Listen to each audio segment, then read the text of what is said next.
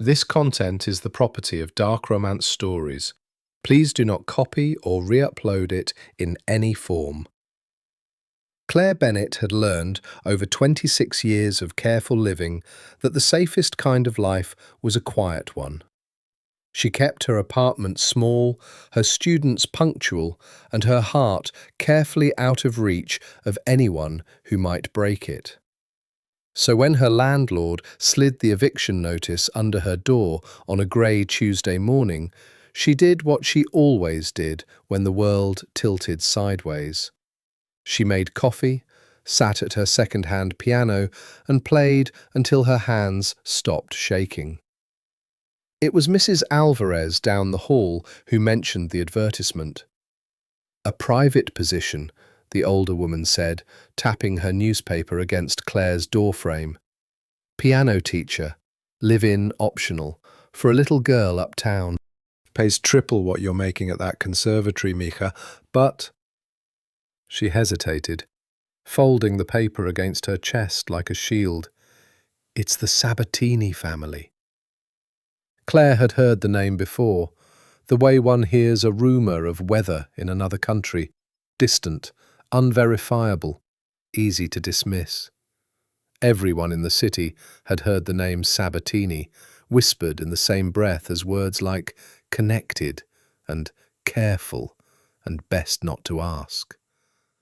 But Claire didn't read the crime section of the newspaper. She didn't watch the news at all, if she was honest. Her world was scales and sonatas, metronomes and middle C. She had built it that way on purpose, brick by careful brick, ever since the accident that had taken her parents when she was 19 and left her with a hole in her chest that music was the only thing that ever quite filled. "They're businessmen," Claire said, more to convince herself than Mrs. Alvarez. "Real estate, I think, import-export." Mrs. Alvarez's look told her exactly what she thought of that theory, but she said nothing more. And 3 days later, with rent due and pride swallowed, Claire dialed the number printed at the bottom of the ad. A man's voice answered, clipped, formal, faintly accented, the kind of voice that made you sit up straighter, even over the phone. "Sabatini residence?" "Hi, yes, I'm calling about the piano teacher position," Claire said, twisting the phone cord around her finger the way she used to as a teenager.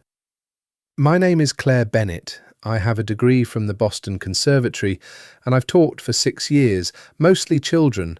"Mister Sabatini will want to meet you personally," the voice interrupted, not unkindly, simply efficient. "Thursday, 10 o'clock. I'll text you the address. Do not be late, Miss Bennett. Mr. Sabatini does not tolerate lateness." The line went dead before she could respond. Claire sat on the edge of her bed for a long moment, staring at her phone, feeling the peculiar vertigo of a decision already made for her. Mr. Sabatini does not tolerate lateness. She should have found the sentence intimidating. Instead, absurdly, she found herself smiling, already rehearsing what she'd wear, already imagining a stern man in an expensive suit glancing at his watch. She had no idea then how right and how wrong that imagining would turn out to be.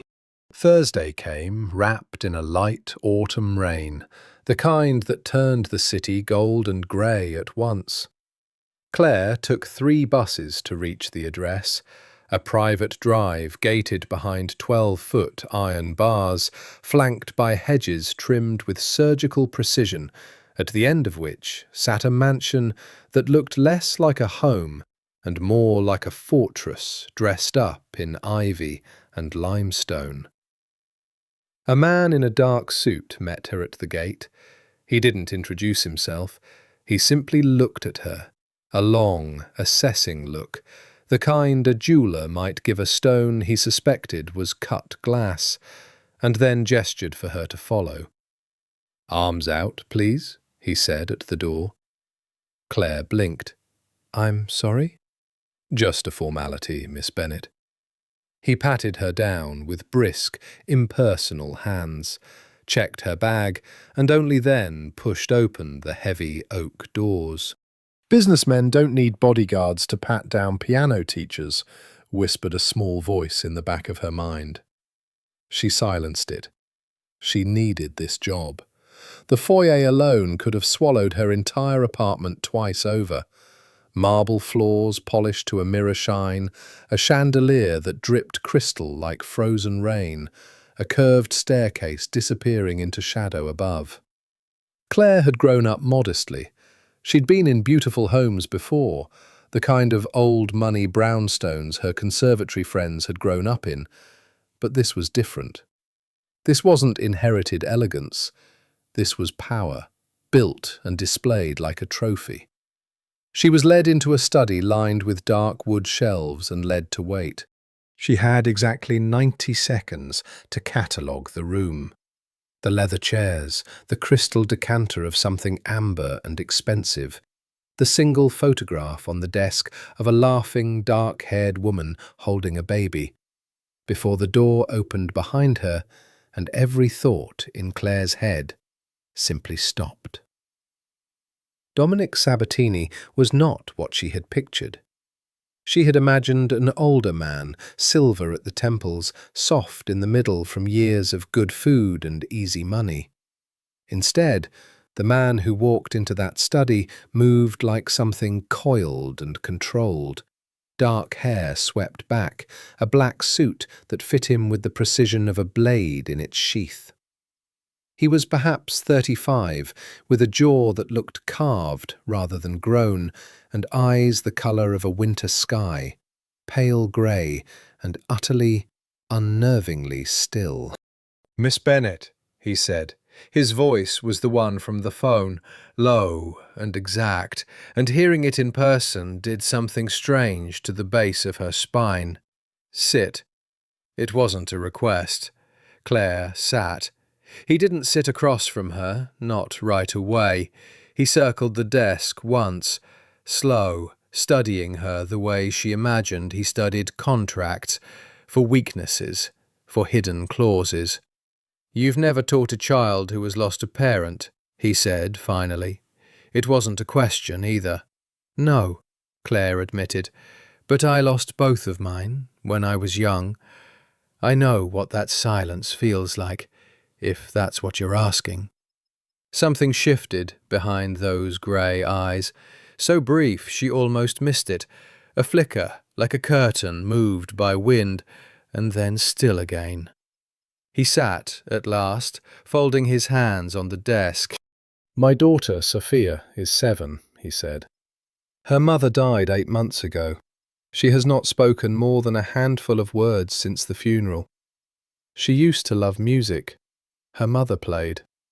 His jaw tightened almost imperceptibly on the word mother. "I want her to play again. I do not care how long it takes. I do not care what it costs. I care that you are patient, and that you are gentle with her, and that you do not push." "I would never push a grieving child," Claire said quietly. "Good." He studied her another moment. "Everyone who works in this house signs papers. Confidentiality.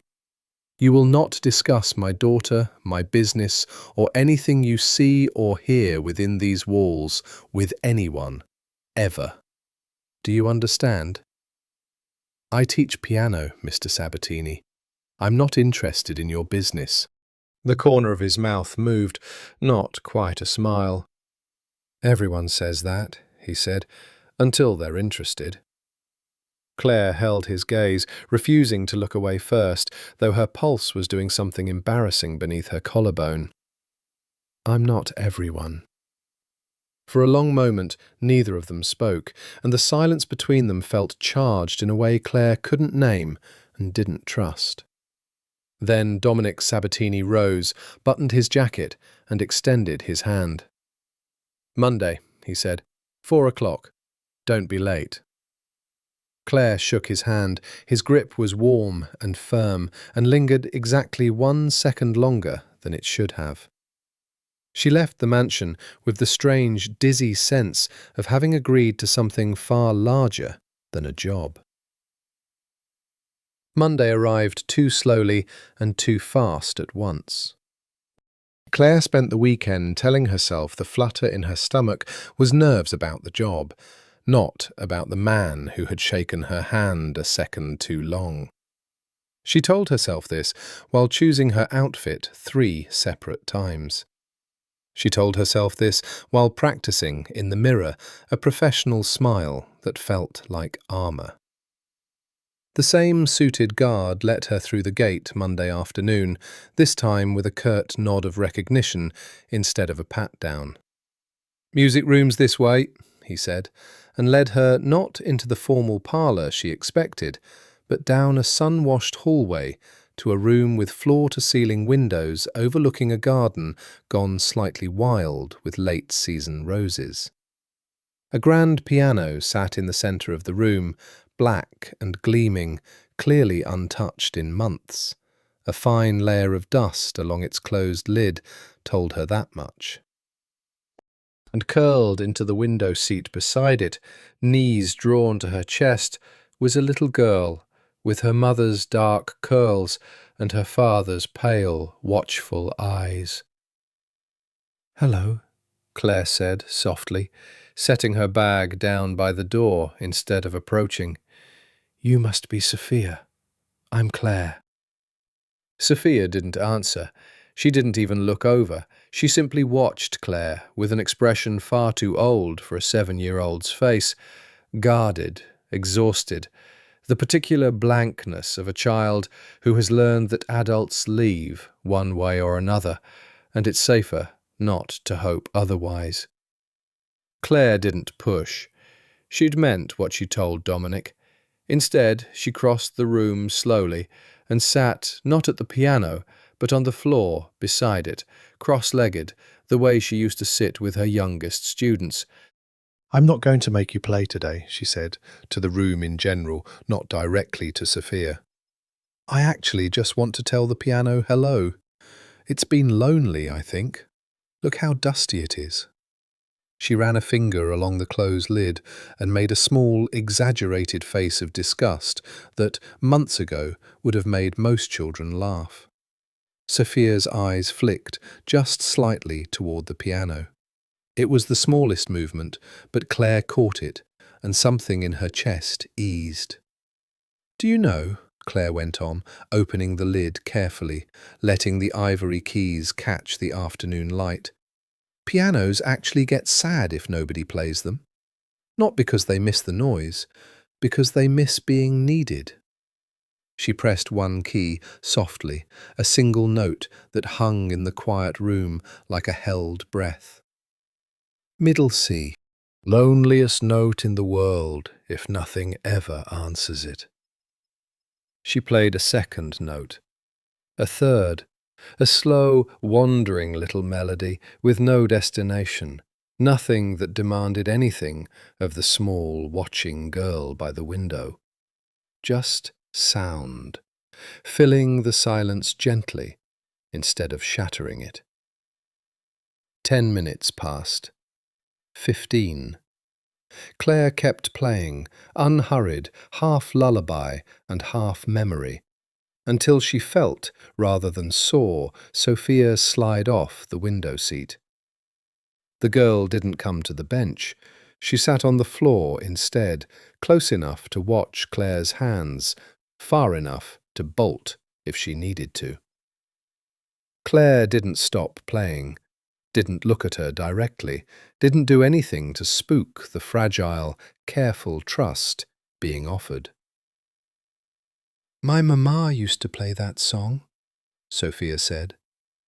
It was the first sentence Claire had heard from her. Her voice was small and rusty, like a door that hadn't opened in a long time. Claire's hands stilled on the keys very gently, and she looked down at the little girl with something that felt dangerously close to tears gathering behind her own eyes. Did she? What song was it? I don't remember the name. Sofia picked at the hem of her sweater. But it sounded like that. Sad, but pretty. Clair de Lune, Claire said softly, by a composer named Debussy. It means light of the moon. She hesitated, then asked gently, Would you like to learn it? Not today, not even this month, maybe, but someday? Sofia was quiet for a long moment, then, so softly, Claire almost missed it. Okay. It wasn't much. A single whispered word from a 7-year-old girl who had buried her mother 8 months ago. But Claire felt it settle into her chest like something sacred, and when she looked up, she found Dominic Sabatini standing in the doorway. She had no idea how long he'd been there. He said nothing. He simply watched his daughter sitting on the floor of a room she hadn't entered voluntarily in months. Watched her lean, almost imperceptibly, toward the woman at the piano. And something moved across his carved, controlled face that Claire would spend the rest of the lesson trying to name. It wasn't relief, exactly. It was rawer than that, hungrier, as though he were a man who had forgotten what hope tasted like and had just, without warning, been given a spoonful. He left without a word. Claire heard his footsteps recede down the marble hallway, unhurried, deliberate, and only then did she let out the breath she hadn't realized she'd been holding. The lesson ended an hour later with no scales, no exercises, nothing that resembled a traditional first lesson at all. Just Claire playing softly, while Sofia sat close, occasionally asking small questions, once even reaching out to press a single key herself, an E, and watching the sound ring out with something like wonder. As Claire packed her bag, the same suited man, she'd learn later his name was Enzo, appeared to escort her out. But at the top of the staircase, Dominic himself was waiting, arms crossed, leaning against the banister like a man carved from the same marble as his floors. She spoke, he said. It wasn't quite a question. She did. Claire adjusted the strap of her bag, suddenly acutely aware of the distance between them, or rather, the lack of it. It's a good sign. Grief doesn't move in straight lines, Mr. Sabatini. Some days will be quiet again. But she wants to learn a song her mother used to play. That's not nothing. He studied her for a long moment, and Claire had the distinct, unsettling sensation of being read like a ledger. Assets and liabilities both tallied at once. Clair de Lune, he said finally, and something flickered behind his eyes. Isabella played it every night before Sofia went to sleep. I didn't know that, Claire said quietly. Sofia mentioned a song that sounded like it. I wasn't trying to... I know. His voice was low.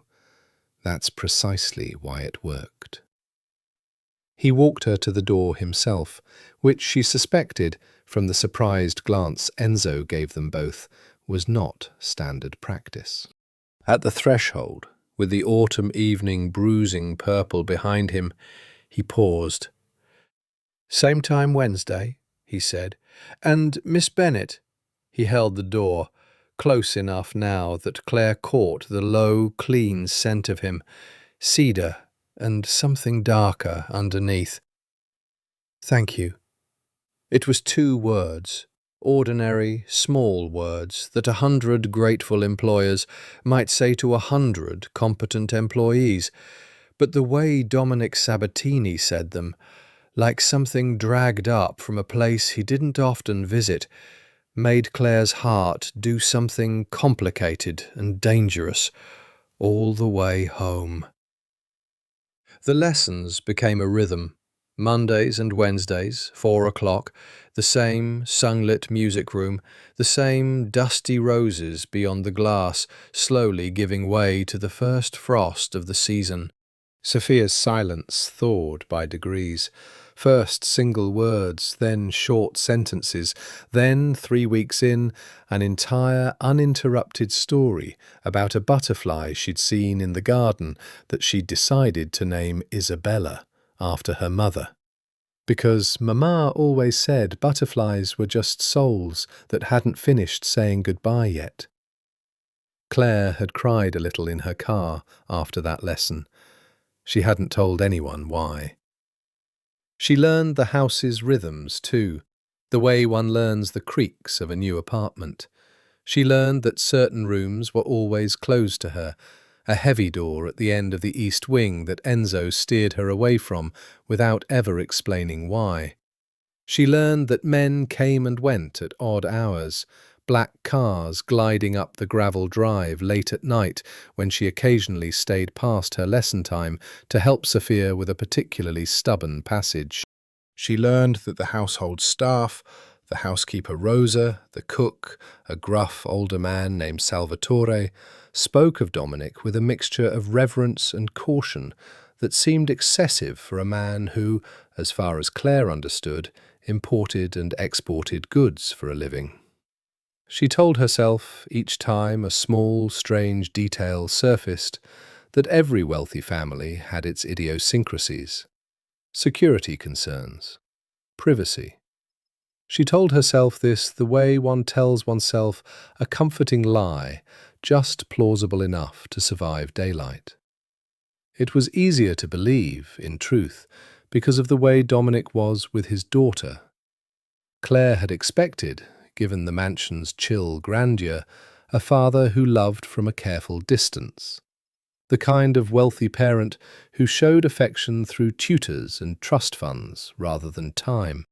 Instead, she found him, more often than not, standing in the music room doorway during the last 10 minutes of every lesson, arms crossed, watching Sofia's small hands find their way across the keys with an expression of such fierce, wordless tenderness that it made something in Claire's chest ache every single time. "You don't have to hide in the doorway, you know," she told him once, when Sofia had run off to fetch her a drawing she wanted to show. "You could come in." "I don't want to interrupt what you've built with her," Dominic said. He didn't move from the doorway, but his eyes, when they met Claire's, held something almost apologetic. "She's more herself with you than she's been in 8 months. I don't want to be the reason that stops." "You're her father. You could never be that." "You'd be surprised," he said, low, "what a father can ruin without meaning to."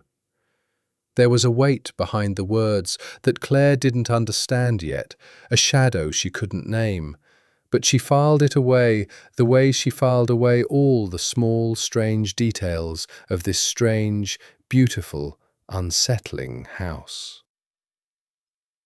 It was on a rain-soaked Wednesday in November that Claire first saw past the careful mask.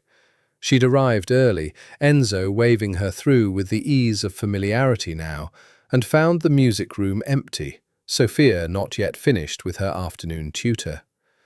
Claire wandered, as she sometimes did, toward the sitting room where a wall of family photographs lived, drawn each time by the same laughing, dark-haired woman who appeared in nearly every frame. Isabella Sabatini had been beautiful, in the effortless way some women simply were. Dark curls, a wide, easy smile, eyes that crinkled at the corners like she was perpetually on the verge of a joke only she knew the punchline to. In photograph after photograph, Dominic stood beside her, and Claire realized, studying them, that she had never once seen him smile the way he smiled in these frozen moments. Open, unguarded, a man entirely undone by love. "She was extraordinary," said a voice behind her, and Claire startled, turning to find Dominic in the doorway, tie loosened, looking somehow younger and more tired than she'd ever seen him. He must have come from wherever he spent his days, and something about his posture, the set of his shoulders, the shadow under his eyes, told Claire this had not been an ordinary day. "I'm sorry," Claire said quickly. "I shouldn't have been looking through." "It's fine." He crossed to stand beside her, close enough that she caught the whiskey on his breath, the exhaustion beneath his cologne. He studied the photograph she'd been holding, Isabella at the piano, Dominic behind her, both of them laughing at something outside the frame. She used to say I fell in love with her hands before I fell in love with her face. She had this way of playing like she was arguing with the music, fierce, alive. His voice roughened. "I haven't heard that piano played like it mattered in 8 months. Until you." "Mr. Sabatini," "Dominic," he said. "You've been in my home 3 times a week for a month. I think we can dispense with formality." He turned to look at her fully then, and the rawness in his eyes made Claire's breath catch. "Do you know what it is? To lose the one person who made you feel like something other than what you are." Claire thought of her parents, the highway, the phone call that had rearranged the architecture of her whole life at 19. "Yes," she said quietly. "I do." Something passed between them then, not quite understanding, something rawer and more dangerous than that, a recognition of matched wounds. Dominic reached out, slowly, and tucked a strand of hair behind her ear, his fingers grazing her cheek with a gentleness that seemed at war with everything else about him. The coiled control, the careful command, the fortress of a house he ruled like a king. "I should go," Claire whispered, though she didn't move. "You should," Dominic agreed, and didn't move either. It was the creak of the front door and Sofia's small voice calling, "Miss Claire," down the hallway that finally broke whatever spell had settled over the room. Dominic stepped back first, jaw tight, expression sliding back into its careful mask, so fast Claire almost doubted what she'd seen. "Wednesday," he said, voice steady again, cool again. "Sofia's waiting." Claire nodded, throat too tight to speak, and walked toward the music room on legs that didn't quite feel like her own, carrying with her the phantom warmth of his fingers against her cheek and the first real fear that whatever this was becoming, it was already far too late to stop it. December brought the first true cold of the year, and with it an invitation Claire hadn't expected. "Sofia's recital," Dominic said, appearing in the music room doorway at the end of a lesson in early December, snow just beginning to fall past the tall windows. "Small. Family friends. She wants to play what she's learned. I'd like you there, not as her teacher, as my guest." Claire had told herself in the weeks since the moment in the photograph room that she'd imagined the intensity of it, exaggerated it in memory, the way lonely people sometimes exaggerated small kindnesses into larger meanings. She'd told herself this diligently, right up until his grey eyes met hers across the room, and every carefully constructed wall she'd built came quietly, dangerously undone. "I'd love to," she said. "Wear something warm," he said. "The estate gets cold this time of year." A pause. "And something you'd wear to something that matters. This matters." He left before she could ask what precisely that meant, whether he meant Sofia's recital or something else entirely. She found out 3 days later, at the small art gallery downtown, where she sometimes sold pressed flower artwork to supplement her teaching income, exactly what kind of attention a woman connected to Dominic Sabatini attracted. Claire Bennett? The man who approached her at the gallery's opening reception was handsome in an unthreatening golden retriever sort of way. Sandy hair, easy smile, the kind of open American face that had never once had to consider whether a room was safe to enter. James Hale, I bought one of your pieces last month, the one with the violets. My sister's a piano teacher too, actually. She mentioned your name. Small world. Small world, Claire agreed, smiling, grateful for the easy, uncomplicated warmth of a conversation that asked nothing dangerous of her. James was charming in the way people were charming when they had nothing to prove. He asked about her music, laughed at her jokes, got her a glass of wine without being asked, and by the end of the hour had asked, with the casual confidence of a man used to yeses, if she'd like to get dinner sometime.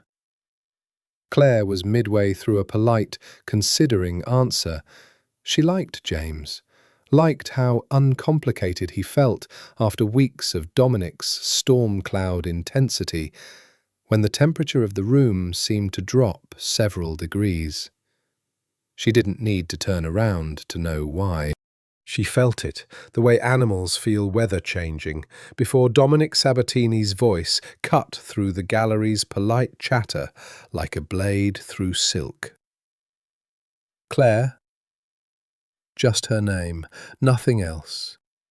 But the way he said it, low and possessive, made James's easy smile falter.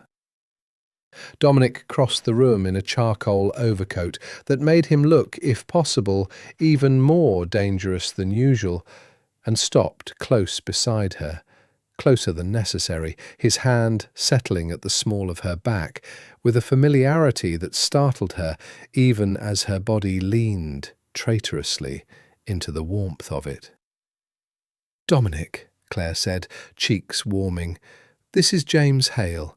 James, this is—" "I know who I am," Dominic said, and it wasn't rude, exactly, but there was steel beneath it, a warning wrapped in perfect manners. He extended a hand to James, who shook it with the wary politeness of a man who has just realized, without being told, that he's outmatched. "Enjoy the exhibit, Mr. Hale." It wasn't a suggestion. James, to his credit, was not a stupid man. He made a graceful, hasty exit, and Claire rounded on Dominic the moment he was out of earshot, cheeks hot with something that wasn't entirely anger. "That was incredibly rude," she said. "He was just being friendly. He wanted to take you to dinner." Dominic's eyes were fixed on her, cool and unreadable, but his jaw was tight, a muscle ticking there that betrayed exactly how untrue unreadable was. "I could see it from across the room." "And if he did?" Claire lifted her chin. "I'm not yours to warn off, Dominic. Whatever this is," she gestured vaguely between them, frustrated by how badly she wanted to close the distance instead of widen it. "You haven't exactly claimed it." Something dark and hungry moved behind his eyes. He stepped closer, close enough that she had to tip her head back to hold his gaze, close enough that the entire gallery seemed to fall away into irrelevant background noise. "Do you want me to claim it?" His voice had dropped to something rough and low, meant only for her. "Because I will, Claire. I will claim it so thoroughly that every man in this city learns your name means hands off before he even finishes reading it off a coat check." His fingers found her wrist, not tight, not threatening, just certain. a brand of ownership that should have alarmed her, and instead sent heat pooling low in her stomach. "I don't share what's mine." "I'm not yours," Claire whispered, though her pulse betrayed her, hammering against his fingertips. "Not yet," Dominic agreed, and the smile that ghosted across his mouth was equal parts promise and warning. "But I'm a patient man, tesoro. And I've never wanted anything the way I've wanted you since the day you sat on my floor and made my daughter speak again." He released her wrist, straightened his cuffs, and in the space of a single breath transformed back into the composed, controlled man the rest of the gallery saw, as though the storm that had just passed between them had never happened at all. "Saturday," he said, "the recital. I'll send a car." He left without waiting for her answer, and Claire stood alone amid the pressed flower art and the murmur of strangers, heart pounding, painfully, dangerously aware that she had just watched a man mark his territory in the most civilized possible terms, and that some traitorous, long-buried part of her had wanted him to. The car Dominic sent Saturday evening was a black Mercedes with tinted windows and a driver who called her Miss Bennett with the same careful formality Enzo used, as though the entire household operated on a shared vocabulary of discretion. Claire wore the deep green dress she'd bought for her conservatory graduation and never had occasion to wear since, and spent the entire drive to the estate rehearsing, uselessly, all the ways this evening could go wrong. It went, instead, achingly right.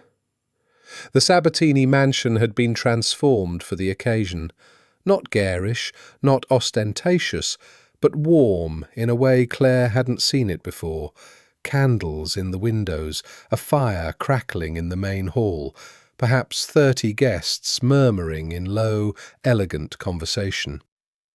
She recognised none of them, though she noted, with the same instinct that had been quietly cataloguing strange details for weeks, that several of the men had the same watchful stillness as Enzo. Not guests exactly, but something adjacent to guests, present and armed, and pretending otherwise. She pushed the thought away. Tonight was Sofia's night. She found the girl in the music room, pale with nerves, twisting the hem of her white dress between small fingers. "I'm scared," Sofia admitted when Claire crouched beside her. "What if I mess it up? What if Papa's sad because I'm not as good as Mama?" "Your Papa," Claire said gently, tilting the girl's chin up, "is not going to hear a single wrong note tonight, sweetheart. Do you know why? Because he's not listening for perfect. He's listening for you. And you have been so brave, learning to love this piano again after everything. That bravery is the only thing that matters tonight." Sofia nodded, small and solemn, and slipped her hand into Claire's. A gesture so natural, so trusting, that Claire felt her throat close with unexpected emotion. "Will you sit where I can see you?" Sofia asked. "During the actual playing part?" "Right in the front row," Claire promised. "I wouldn't miss it." Sofia played Claire de Lune with the particular, imperfect beauty of a child playing something that mattered. A hesitation in the second measure, a small stumble in the bridge that she recovered from with her tongue caught between her teeth in concentration, and a final passage played so softly, so tenderly, that the entire room seemed to hold its breath along with her.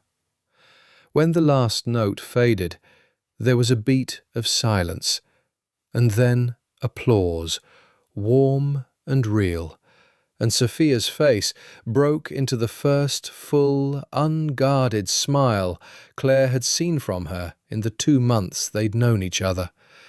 Claire looked instinctively for Dominic. He stood at the back of the room, and he was not applauding. He was simply staring at his daughter, with an expression so raw, so undone, that Claire felt it like a physical thing across the distance between them. A man who had spent 8 months learning to survive his grief by locking every door in himself, watching that door blow open at the sound of his dead wife's favourite song, played by the daughter, who was the only piece of Isabella he had left. He crossed the room the moment Sofia climbed down from the bench, and knelt and pulled his daughter into an embrace so fierce it lifted her small feet off the floor. "That was for Mama," Claire heard Sofia whisper into his shoulder. "I know, Farfallina," Dominic said, voice breaking on the endearment. "I know." Claire turned away to give them privacy, blinking hard, and found herself instead facing the wide sitting-room windows and the winter garden beyond, dark now, snow beginning to dust the dead roses. She stood there a long moment, letting the ache in her chest settle, until she felt him behind her. She always felt him now, some new and unwelcome sixth sense attuned entirely to Dominic Sabatini's presence. "Thank you," he said quietly, close behind her shoulder. "Isn't a big enough word for what you gave her tonight, what you've given both of us." "She did the work," Claire said. "I just showed up." "You did more than show up." His hand found the small of her back again, that same certain, claiming weight. "You brought her back to me, Claire. And somewhere in the middle of it," he turned her gently to face him, and the candlelight caught the storm grey of his eyes, softer now than she'd ever seen them. "You brought something back to me, too. Something I thought died with Isabella." "Dominic, let me finish." His thumb traced the line of her jaw, achingly gentle for a man built entirely of hard edges. "I am not a good man, Claire. I want you to understand that, even as I say what I'm about to say. There are things about my life I haven't told you, things I'm not ready to tell you. But I know what I feel when you're in this house, and I have spent 2 months telling myself it was gratitude, or loneliness, or grief looking for somewhere safe to land. It's not any of those things." "What is it then?" Claire whispered, though some frightened, sensible part of her already knew the answer, already knew it was too late to want anything but this. "It's you," Dominic said simply. "It's been you since the first afternoon, since you sat on my floor and played middle C like it was the loneliest note in the world. I don't do this halfway, Claire. When I want something, I don't want it a little. I want it completely, or not at all." His hand cupped her face, tilting it up to his. "So tell me now, before I do something we can't take back, if you want me to stop."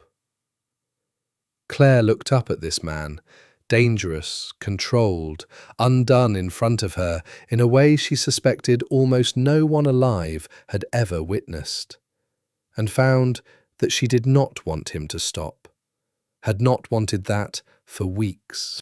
"Don't stop," she whispered. He kissed her like a man finally allowed to breathe after months underwater, slow at first, almost reverent, and then deepening as her hands found the lapels of his jacket and pulled him closer, as though some dam inside them both had simply, finally, given way. Somewhere behind them, the party murmured on, oblivious. Somewhere upstairs, Sofia was already asleep, exhausted and happy, dreaming of her mother's favourite song.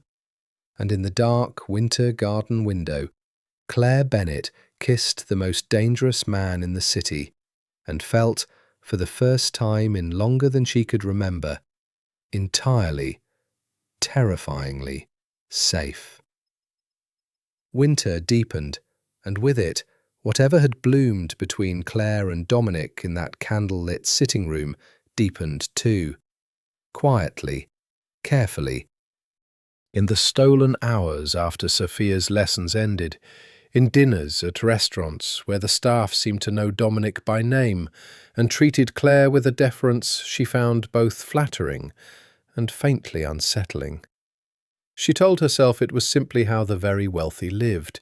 She told herself a great many things that winter that she would later recognize as the careful architecture of willful blindness. It was late January. On a Wednesday she would replay in her memory for years afterward, when the architecture finally cracked. She'd arrived for Sofia's lesson to find the house unusually tense. Rosa moving through the halls with reddened eyes, Enzo posted at the front door instead of the gate, his jacket sitting strangely, as though concealing something bulkier than usual beneath it. Sofia, when Claire found her, was curled in the window seat again, the posture Claire hadn't seen in weeks, the posture of retreat. "Sofia, sweetheart, what's wrong?" "Papa came home hurt last night," Sofia whispered. "I heard Rosa crying. She thought I was asleep." Claire's stomach dropped, cold and sudden. "Hurt how?" Sofia only shook her head, small and frightened, and Claire didn't push. She'd learned by now when pushing helped, and when it only drove the girl further into silence. She spent the lesson simply playing beside her, letting the familiar melodies do the work words couldn't, and it was as she was packing up to leave, an hour later, that she nearly collided with Dominic in the hallway. He was moving fast, jaw tight, phone pressed to his ear, speaking low and rapid in Italian she couldn't follow, and as he brushed past her, his sleeve rode up just enough that Claire saw it. A wide swathe of gauze bandaging beneath his cuff, dark at the edges, with something that had soaked through and dried. Dominic saw her seeing it. He stopped mid-sentence, ended the call abruptly, and for a long, terrible moment, neither of them spoke. "What happened to your arm?" Claire asked, voice quieter than she meant it to be. "A business accident." His face had gone carefully, deliberately blank, the mask she hadn't seen since their first meeting, cold and impenetrable. "It's nothing." "That's not nothing, Dominic. That's a lot of blood for nothing." "Claire." His voice carried a warning now, low and final, the tone she imagined he used on men who worked for him, not on her, never on her. And hearing it aimed at her for the first time made something in her chest go still and cold. "Leave it." "I'm not one of your employees," she said, anger rising now to cover the fear. "You don't get to leave it me. If you're hurt, if something is happening in this house that puts you or Sofia, I said, leave it." He crossed the distance between them in 2 strides, and for a heartbeat Claire thought he might actually be angry with her. But when he reached her, his hand came up not in warning, but in something closer to desperation, cupping her face, his thumb tracing the line of her cheekbone like he was memorizing it. "I need you to trust me," he said, low and rough. "I know I'm asking for something unfair. I know there are things about my life you deserve to know that I haven't told you. But not today. Not while it's still bleeding, figuratively and otherwise. Please, tesoro, not today." Claire searched his face. The exhaustion carved into it, the fear he was trying and failing to hide beneath the command, the way his hand trembled almost imperceptibly against her cheek, and felt her anger fracture into something softer and more frightened. "Okay," she whispered, though every rational instinct screamed that okay was the wrong answer. "Not today." He kissed her forehead, held her a moment longer than the gesture required, and then straightened, the mask sliding back into place with practiced ease. "Enzo will drive you home. I have things I need to attend to." She watched him disappear down the hallway toward the closed door at the end of the east wing, the door she'd never been permitted through, and felt, for the first time since she'd met him, the cold finger of real fear trace down her spine. That night, alone in her small apartment, Claire did something she had never once done in 3 months of knowing Dominic Sabatini. She searched his name.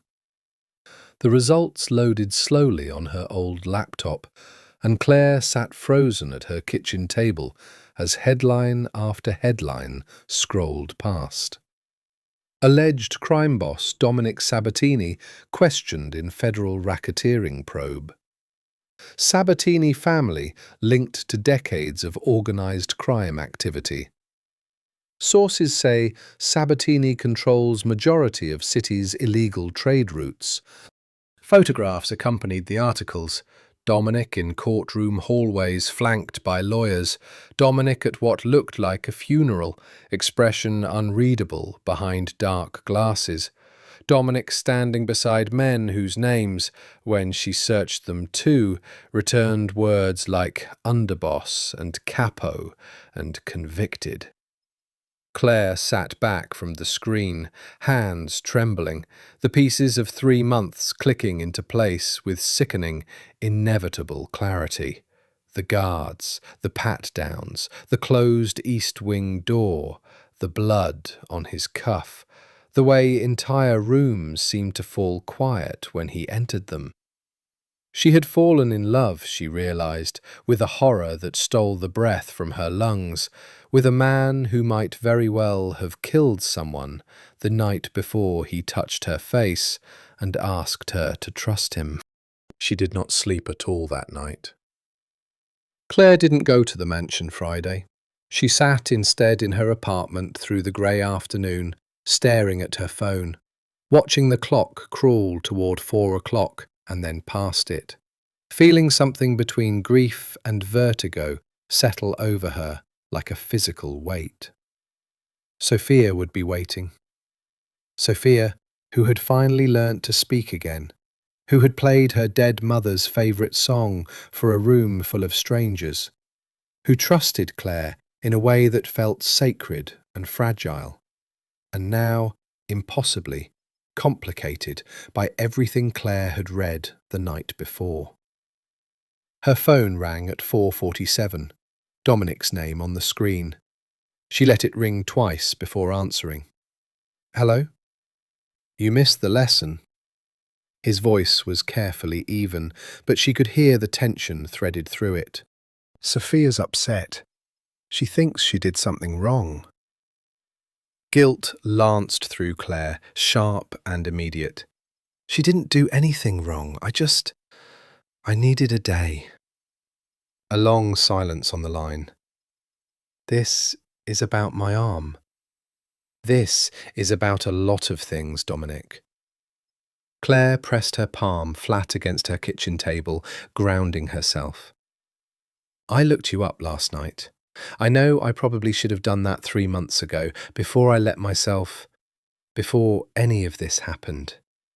But I didn't want to know. I liked not knowing. It was easier to believe you were just a strict, wealthy businessman with unusual security concerns." The silence this time stretched long enough that Claire wondered if he'd hung up. "I'll come to you," Dominic said finally. "Give me 20 minutes. "Dominic, I don't think—" 20 minutes, Claire. You owe me a conversation at least. After that, if you want me gone, I'll go, and I won't make it difficult for you. But you don't get to learn half a truth from a search engine and decide the whole of it without hearing me say it myself." He was there in 18. He looked different in her doorway than he ever had in his own house. Smaller, somehow, without the marble and the chandeliers to armour him, wearing a dark coat over a simple sweater instead of his usual tailored suits, looking, for the first time since she'd met him, uncertain. "May I come in?" he asked. Claire stepped aside. Her apartment was tiny compared to the mansion's grandeur. A battered upright piano crowded against one wall, mismatched furniture, string lights she'd never bothered to take down from some long-ago holiday. Dominic looked around it slowly, and something in his expression, cataloguing the modest details of her life, made Claire's chest ache despite everything. "Ask me," he said finally, turning to face her. "Whatever you found, whatever you need to hear confirmed or denied. I won't lie to you, Claire. Not anymore. I should never have let it go this far without telling you myself." Claire's hands were shaking. She wrapped them around a mug of cold tea just to have something to hold. "Are you—" The word stuck in her throat, absurd and enormous. "Are you in the Mafia?" "Yes." No hesitation, no softening. My father before me, his father before him. I took over the family business 12 years ago, when I was 23, after my father was killed by a rival organisation. Everything you read is likely at least partially true. I have done things, Claire, that a good man would never do. I have ordered things done that I do not expect you to forgive, and I would not ask you to. The bluntness of it stole her breath more than any evasion could have. She had half hoped, some small, foolish corner of her heart, that he would deny it, explain it away, prove the headlines wrong. "The blood on your arm," she managed. A rival family attempted to move into territory that belongs to mine. It ended badly for them. I was injured in the process. His jaw tightened. I will not pretend to you that it was self-defense in some clean, movie sense of the word. It was business, ugly business. It is the business I inherited, and the business I have never found a way out of, no matter how many nights I've lain awake wanting one. And Sofia, does she know? Does she understand what her father— No. The word came out sharp, almost desperate, and she never will if I have any say in it. Everything I do, Claire, every ugly thing, I do so that she never has to. She goes to a normal school. She will go to a normal university. I have structured her entire life to be as far from mine as I can build it. The guards, the security, the closed doors, all of it exists to protect her from a world I am trying every single day to keep from ever touching her. Claire set down her mug, hands still trembling. "And me? Where do I fit into that plan, Dominic? Did you hire me knowing I'd never find out, or did you simply not think about what happens when I did?" "I hired you because Sofia needed someone gentle, and I was drowning in my own grief and had no idea how to reach her." His voice roughened. "I did not plan to fall in love with you, Claire. I want you to understand that. I have spent 12 years building walls precisely so that no one could ever be used against me, ever be a weakness a rival could exploit. And then you sat on my floor and played middle C, and every single wall I built came down without my permission." "That's not an answer," Claire whispered. "That's a confession." "Then let me give you the answer." He crossed the small room and knelt, actually knelt, in front of her chair, taking her cold hands in his warm ones. "I am asking you to love a man who cannot promise you an easy life. I am asking you to love a man whose enemies would use you against him without hesitation if they knew what you meant to him. I am asking you to accept darkness I would give anything to keep from touching you, and I have no right to ask any of it. But I am asking anyway, because the alternative, watching you walk away and pretending I don't feel like I'm dying at the thought of it, is worse than any danger I could name. Claire looked down at this man, kneeling in her tiny apartment with its mismatched furniture and forgotten string lights. This man who commanded fear from an entire city and was asking her, with trembling hands, not to leave him. "I need time," she whispered. "I need to think, Dominic. I can't just... This is enormous. This is everything I've spent my whole life avoiding. Take whatever time you need." He pressed a kiss to her knuckles, gentle as a vow. "I'll be waiting. I've waited 12 years to feel like this again. I can wait a little longer for you to decide if I'm worth the risk." He left without pushing further, without the possessive heat that usually coloured his exits, and Claire sat alone in her quiet apartment, long after his footsteps faded down the stairwell, staring at her own trembling hands, utterly unsure whether the ache in her chest was heartbreak or the terrifying, unstoppable beginning of a decision already halfway made.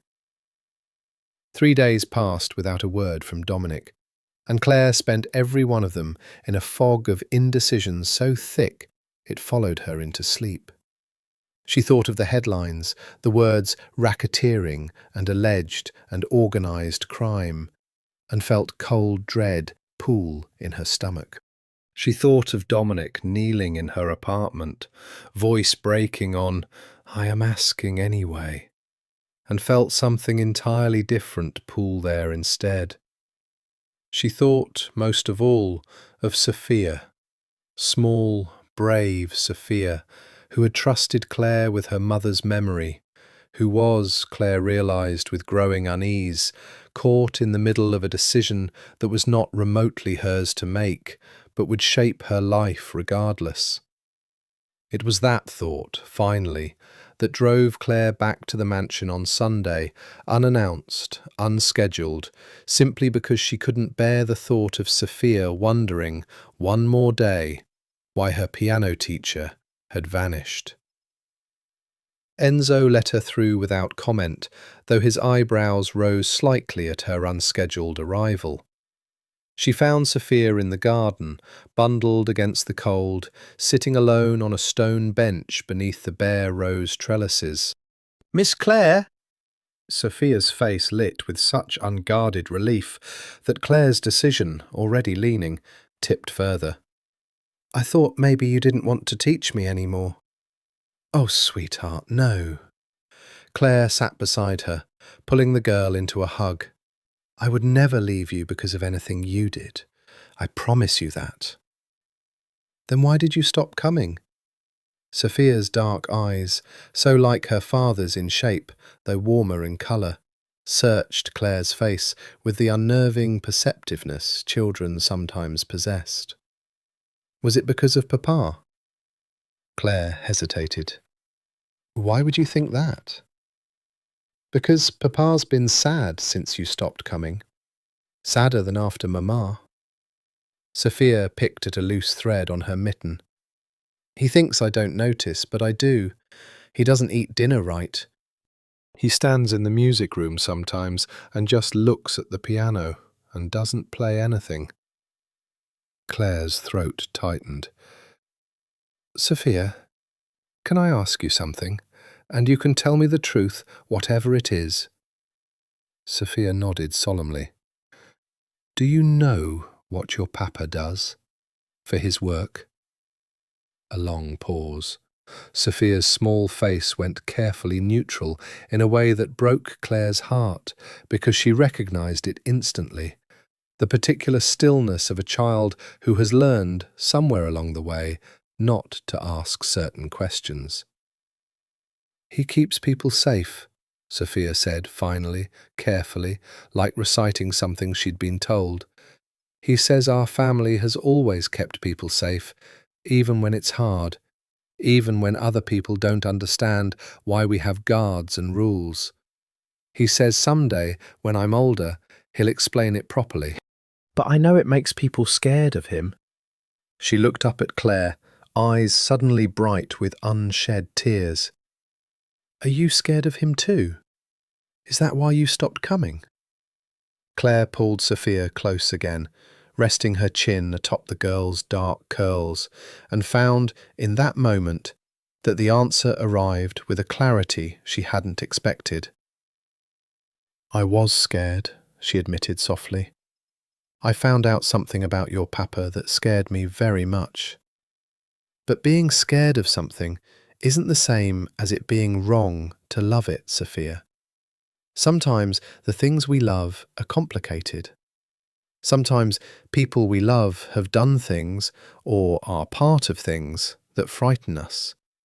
And we have to decide if the good we know, the real, true good, is worth holding on to anyway. Is Papa good? Sofia asked, small and earnest.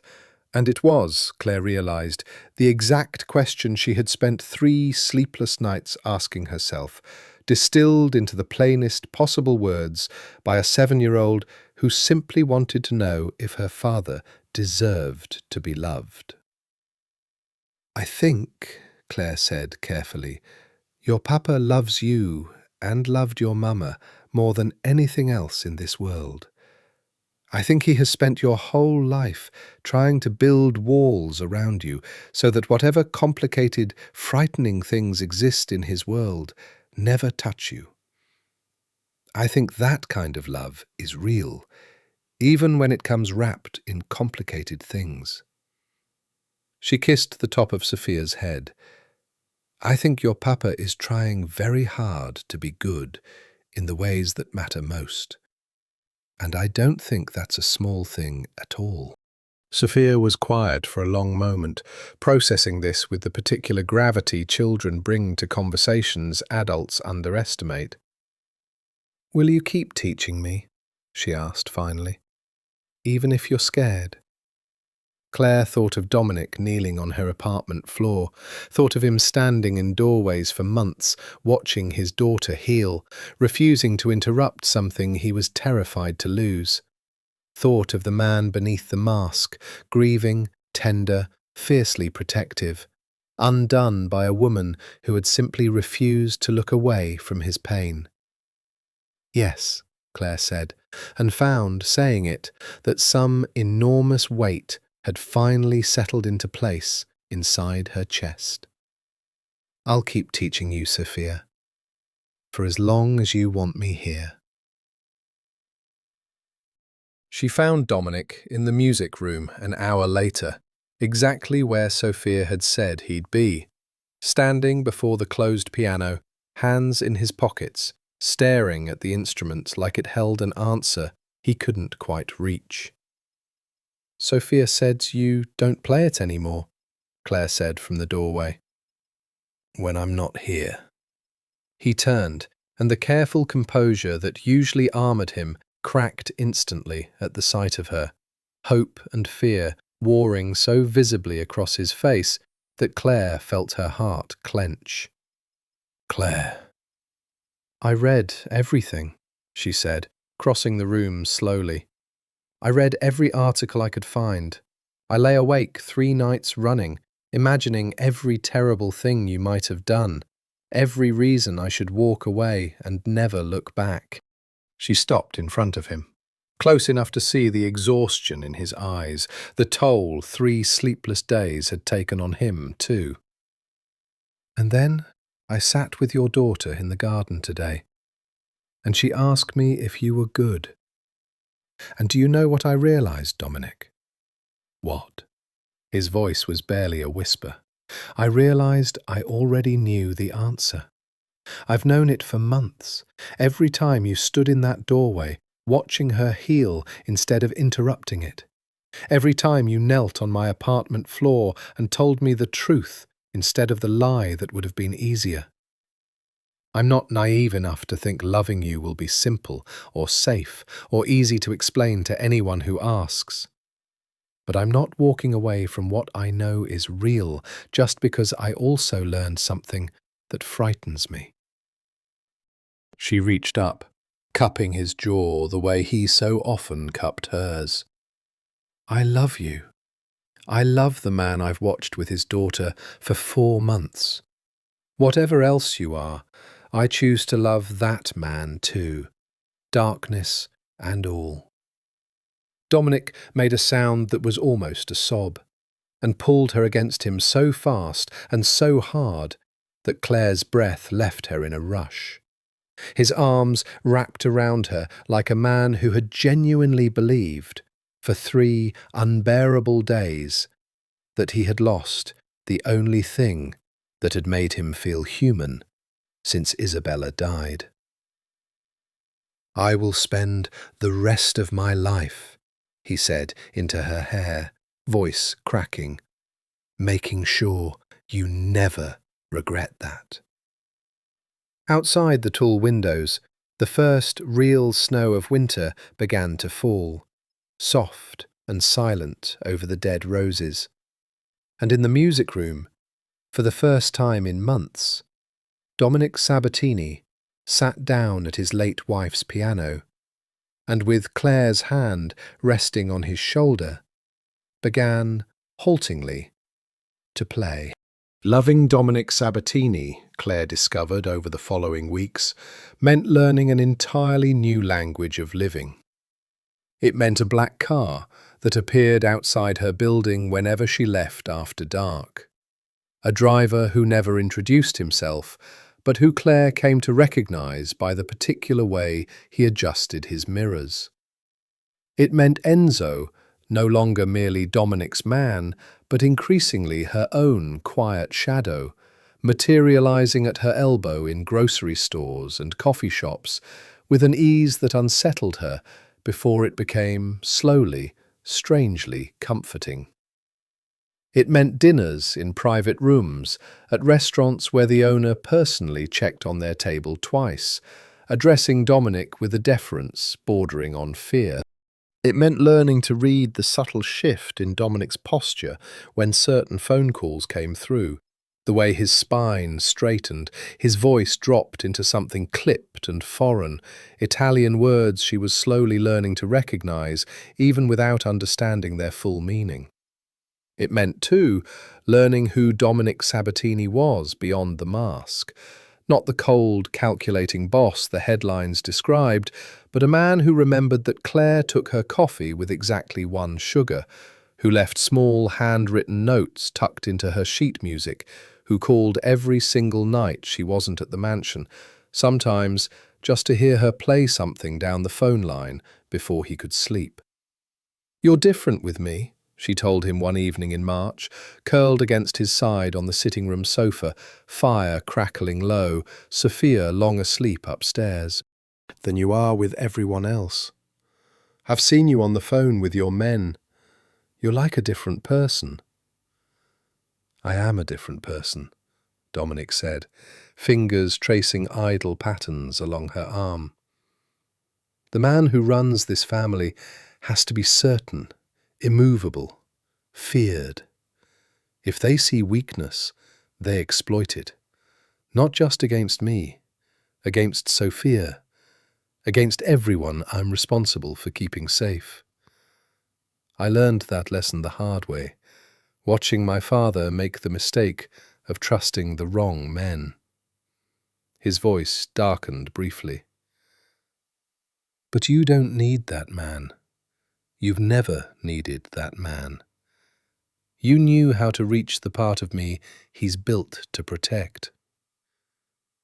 "Tell me about your father," Claire said softly. It was a subject he rarely broached, and she'd learned by now the particular quiet that preceded him deciding to open a locked door. Dominic was silent a long moment, staring into the fire. "My father built this family from nothing, came over from Sicily with his brother and $11, and built an empire through sheer will and, I won't lie to you, considerable violence. He taught me everything, how to negotiate, how to read a room, how to know when mercy was strength and when it was fatal weakness. His jaw tightened. He also taught me that love was a liability, that the men who survived longest in this life were the ones who let no one close enough to be used as leverage. "But you married Isabella," against his advice. A faint, sad smile ghosted across his mouth. He warned me, the week before the wedding, that I was making the single greatest mistake of my life. That loving someone in this world was handing your enemies a knife and showing them exactly where your throat was. His hand stilled on her arm. He was right, in the end. Isabella didn't die of natural causes, Claire. I've let you believe that, and I shouldn't have. Claire's breath caught. What happened to her? A rival family, the Russos, have wanted my territory for 15 years. They tried, 8 months before Isabella died, to negotiate a truce through marriage, their son, my sister. I refused. I told them my family does not trade its daughters for peace. His voice had gone flat, controlled in the particular way Claire now recognized as him holding something enormous at bay. 3 months later, Isabella's car was run off the overpass on the interstate. The official report called it an accident. Wet roads, poor visibility. He looked at Claire, and the grief in his eyes was ancient and raw all at once. I have never once believed that. I have never been able to prove it either, which is a special kind of hell, Claire. Knowing in your bones exactly who murdered the woman you loved and being unable to make them pay for it because they were careful enough to leave no thread to pull. Claire sat frozen, horror and grief tangling together in her chest. And they're still out there, the Russos. They are. Dominic's hand found hers, gripping tight, and when he spoke again, his voice had dropped into something low and lethal that made the hair on Claire's arms rise. Which is why I need you to understand something, Claire, and I need you to understand it completely. If they ever learn what you mean to me, if they ever see you as leverage the way they saw Isabella— He turned to face her fully, grey eyes burning with an intensity that stole her breath. I would burn this entire city to the ground before I let them touch you. I would end every single one of them myself, with my own hands, before I let history repeat itself. Do you understand what I'm telling you? I understand, Claire whispered, though her pulse was hammering with a fear that had nothing to do with Dominic himself and everything to do with what he'd just described. I need you to be careful, more careful than you've ever had to be in your life. No public displays that reach the wrong eyes, no unnecessary risks, nothing that draws attention to what you mean to this family.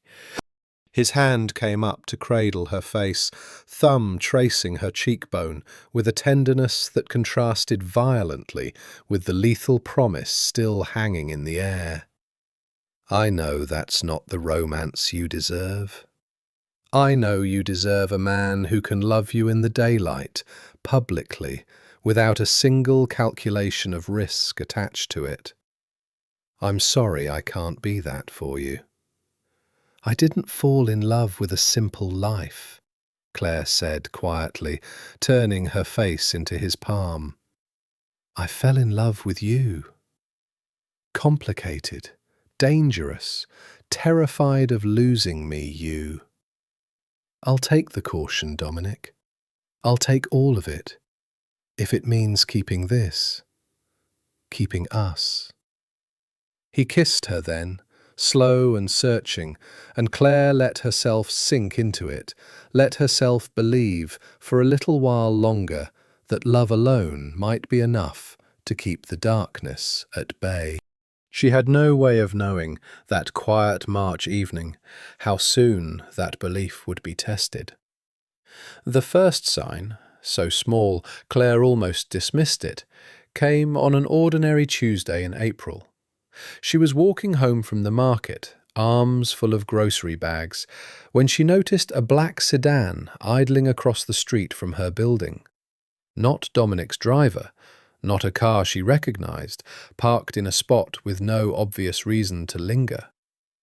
She thought little of it until she noticed it again the following day, in a different spot, but unmistakably the same car. And again on Thursday, this time close enough that she could make out two men inside, watching her building with the patient, unhurried attention of professionals. She told Dominic that evening, expecting reassurance. Instead, his face went to stone. "Describe the car," he said, already reaching for his phone. "Black, older model, tinted windows, two men, I couldn't see their faces clearly." Claire's stomach twisted at his expression. "Dominic, what is it?" It could be nothing. His voice was carefully controlled, but his hands, dialing, were not quite steady. "It could be someone I've made enemies of, watching to see if I have vulnerabilities. It could be federal surveillance, which would honestly be the better outcome." He held the phone to his ear, spoke rapid Italian, and by the time he hung up, his jaw had set into a hard, dangerous line Claire had never seen directed at anything other than a phone call about her. "I'm moving you," he said. "Tonight. Not permanently, not if it turns out to be nothing, but I am not taking chances with your safety, Claire. Not after what happened to Isabella." "Moving me where?" "The estate. There's a guest wing, secure, staffed round the clock. You'll be safe there, and close to Sofia, and close to me." He crossed the room and gripped her shoulders, grey eyes intent. "I need you to trust me on this. Please." Claire thought of the black sedan, the patient, watching men, and felt real fear settle into her bones for the first time since she'd learnt the truth about Dominic's world. "Okay," she whispered. "Okay, I trust you." The move happened within hours. Enzo and two other men Claire didn't recognise, packing her essential belongings with brisk, silent efficiency, while Dominic made call after call, his voice growing colder and more clipped with each one.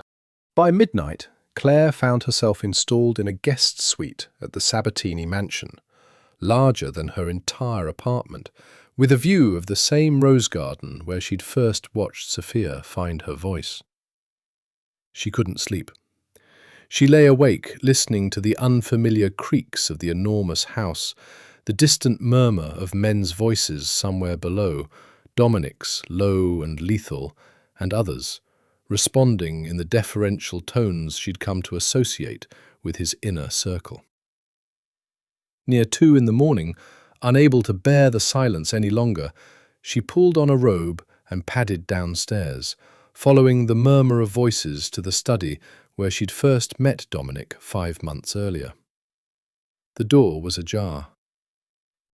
She stopped just outside it, some instinct keeping her from announcing herself, and through the gap she saw Dominic seated behind his desk, a man she recognised as his consigliere, Tony Moretti, a broad, silver-templed man who'd always treated Claire with cautious courtesy, standing before him with a folder in hand. "The car's been confirmed," Tony was saying. "Russo men, same crew that did surveillance on Isabella before—" He stopped himself, glancing toward the door, as though sensing Claire's presence, but continued at Dominic's sharp gesture. "They know about the piano teacher, Dominic. They've known for weeks, probably. The question is what they intend to do with the information."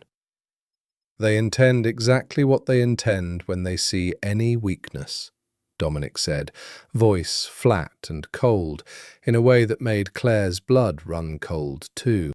"They intend to use her to hurt me, the way they used Isabella.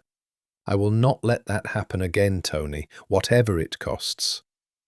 Then we move first, Tony said, before they can plan anything.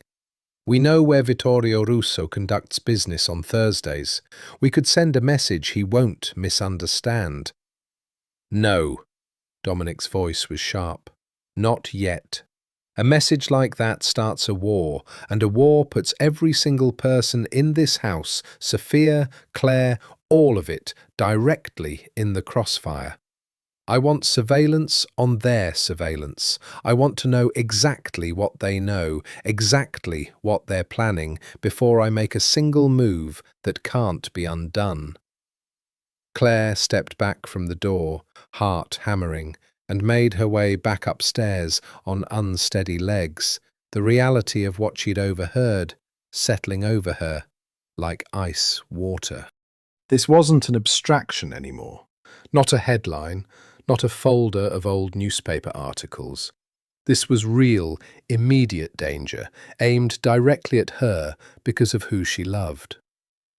She didn't sleep at all that night, and in the morning, when Dominic found her sitting silent and pale in the guest suite's window seat, he didn't need to ask what she'd heard.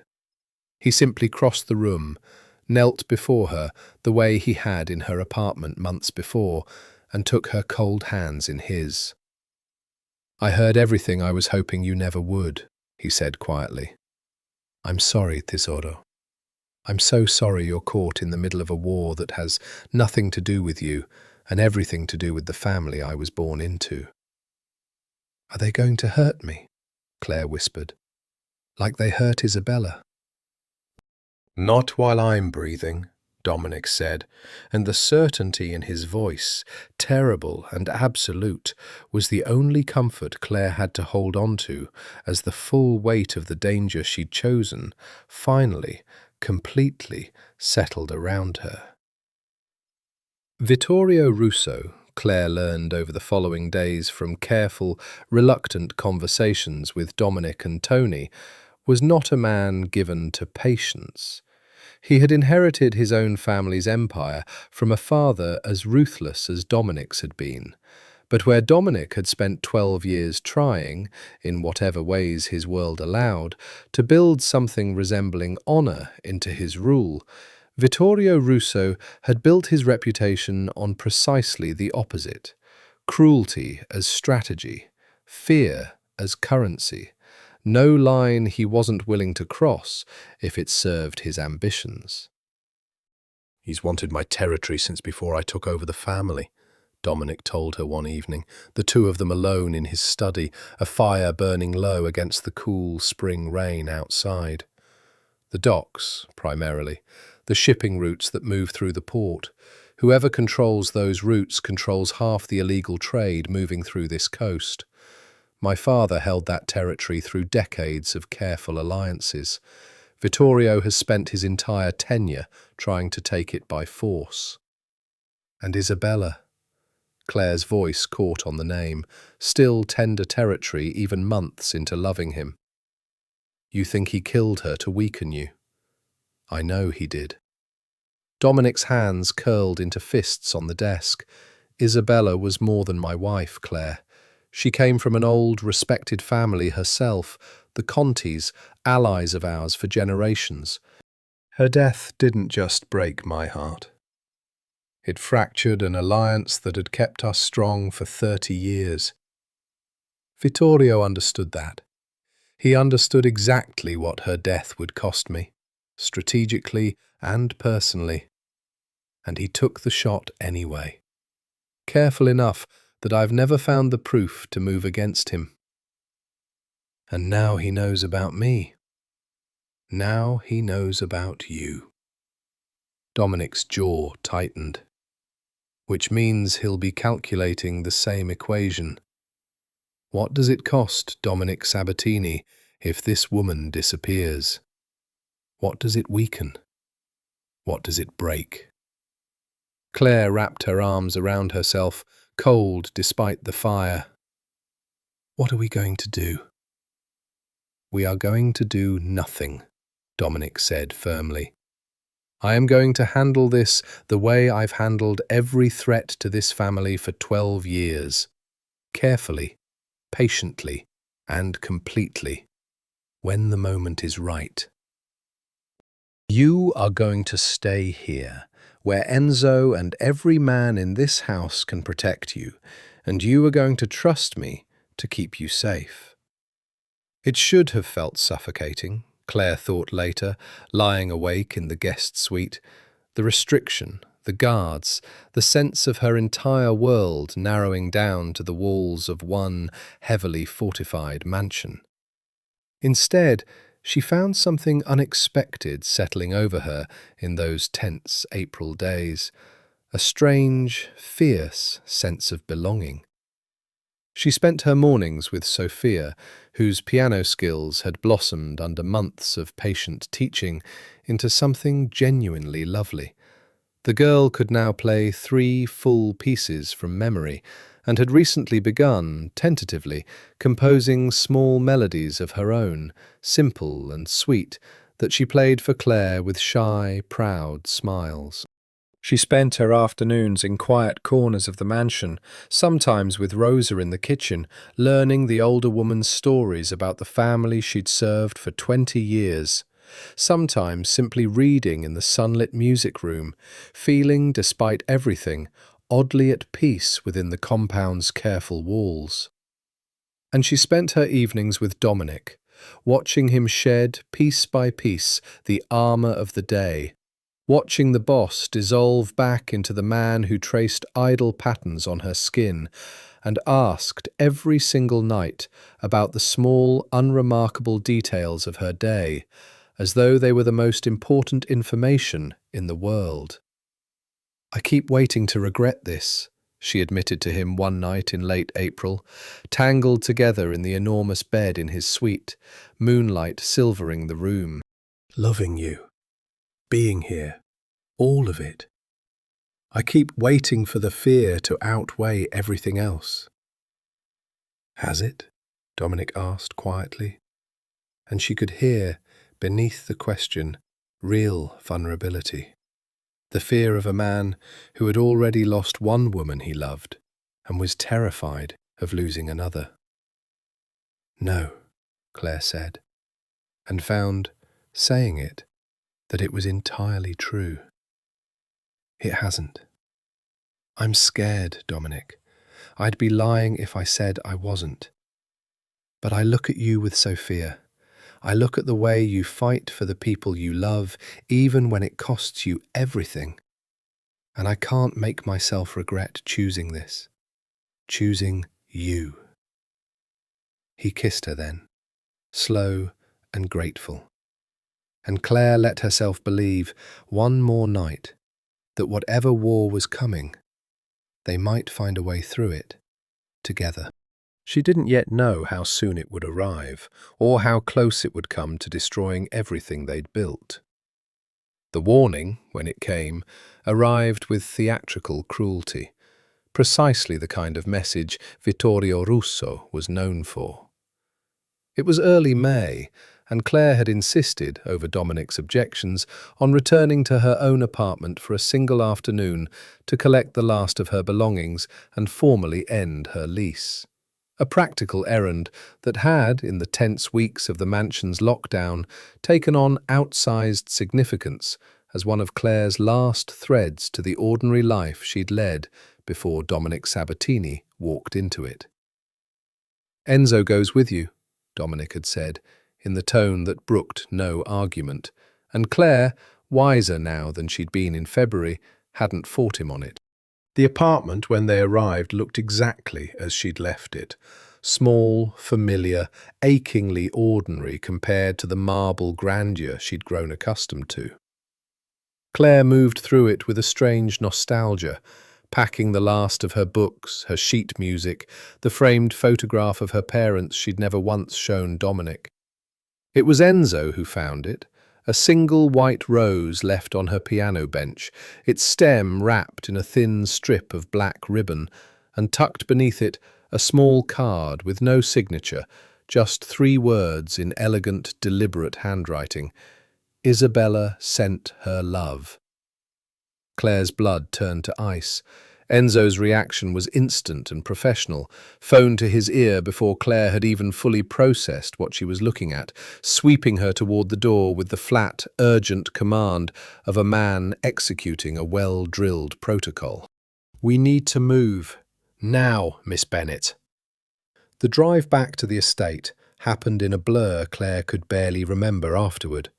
Enzo's voice tight and clipped on the phone, the city blurring past the tinted windows, her own hands trembling in her lap around the small white rose she'd instinctively, foolishly, brought with her, as though letting it go might make the threat it represented more real. Dominic was waiting at the gate when they arrived, and the expression on his face when he saw her, pale, shaking, silent, was one Claire would never forget. It wasn't fear, exactly. It was something past fear, something ancient and terrible.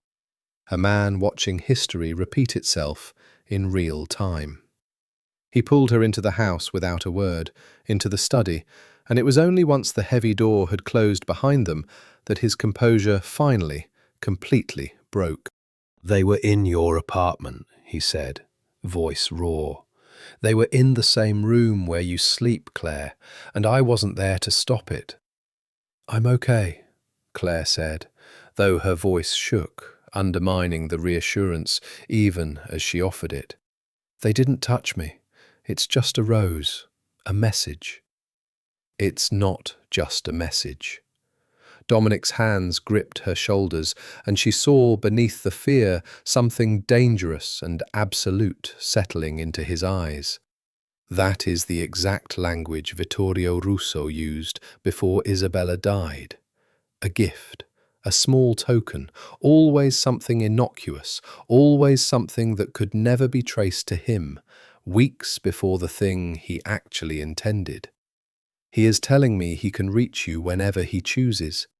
He is telling me your safety is an illusion I've been foolish enough to believe in." "Then what do we do?" Claire whispered. Dominic was quiet a long moment, jaw working, and when he finally spoke, his voice had dropped into something Claire had never heard from him before. Cold, absolute, terrifying in its calm. "We stop waiting for him to make the next move," he said. "I have spent months trying to handle this the careful way, the way that avoids a war none of us can fully control. But I will not lose you the way I lost her. I will not spend the rest of my life wondering if I could have prevented it, if I'd simply acted sooner." He cupped her face, thumbs brushing away tears she hadn't realized were falling. "I need you to stay inside these walls, Claire. Completely. No exceptions, not even for an afternoon, until this is finished. Can you do that for me?" "Yes," Claire said without hesitation, "whatever you need." He kissed her forehead, held her against his chest for a long moment, and when he finally spoke again, it was to Tony, who had appeared silently in the doorway sometime during their conversation. "Get me everything we have on Russo's movements this week," Dominic said, voice flat and lethal. "Every warehouse, every meeting, every mistress he keeps on the side. I want to know his life better than he knows it himself. And Tony," his grey eyes went hard as flint, "tell the men we're done waiting."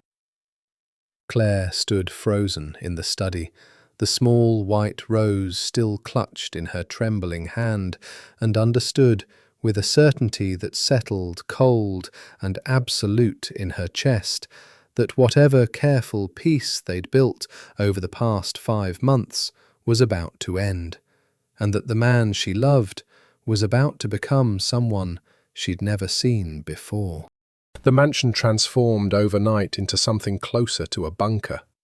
Guards Claire hadn't seen before appeared at every entrance, doubling and then tripling in number. Enzo barely left her sight, a constant, silent shadow, even within the supposed safety of the house's walls. Dominic disappeared for hours at a time into meetings behind the closed east wing door, the door Claire had never been permitted through, and now understood, with a chill, likely housed the darker machinery of his business. She rarely saw him during the day that week. When she did, he was changed, harder, colder, moving through the house with the coiled tension of a man perpetually one provocation from violence. It frightened her, this version of him, and yet Claire found herself unable to look away from it either, understanding on some level that this was the man who had survived 12 years at the head of a criminal empire, the man whose ruthlessness had kept his daughter safe and his enemies at bay, the armour beneath the tenderness she'd fallen in love with. It was Sofia, in the end, who reminded her that the tenderness hadn't disappeared, only gone quiet, folded away beneath the necessary weight of the moment. "He still comes to say good night," the girl told Claire one evening, the two of them curled together on Sofia's bed while Claire read aloud from a book of fairy tales. "Even when he's really busy, even when he looks tired like he does now, he still comes." "He said—" Sofia paused, working to remember the exact words. "He said, no matter what happens in the world outside my door, inside it, I will always be his whole heart.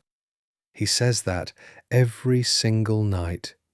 Claire felt her own heart crack a little at the words, at the fierce, quiet devotion beneath the frightening armour Dominic had built around himself that week. She found him later that night in his study, the same room where they'd first met, hunched over a desk scattered with maps and photographs she made a point not to look at too closely, dark circles beneath his eyes testifying to days without proper sleep. "You should rest," she said softly from the doorway. Dominic looked up, and for a moment the exhausted human weight of everything he was carrying showed plainly on his face before he could smooth it away. "I can't. Not until this is finished." Claire crossed the room, and without asking permission, gently closed the folder he'd been studying, took his hand, and pulled him up from the desk. 5 minutes, she said. Just 5 minutes where you're not the boss of a criminal empire at war. Just Dominic. He didn't resist. He let her lead him to the leather sofa against the far wall, let her pull him down beside her, let her wrap her arms around him the way he so often wrapped his around her, and for a long moment the most powerful man in the city simply sat, head bowed against her shoulder, breathing unsteadily, allowing himself, for perhaps the first time all week, to be held rather than to hold.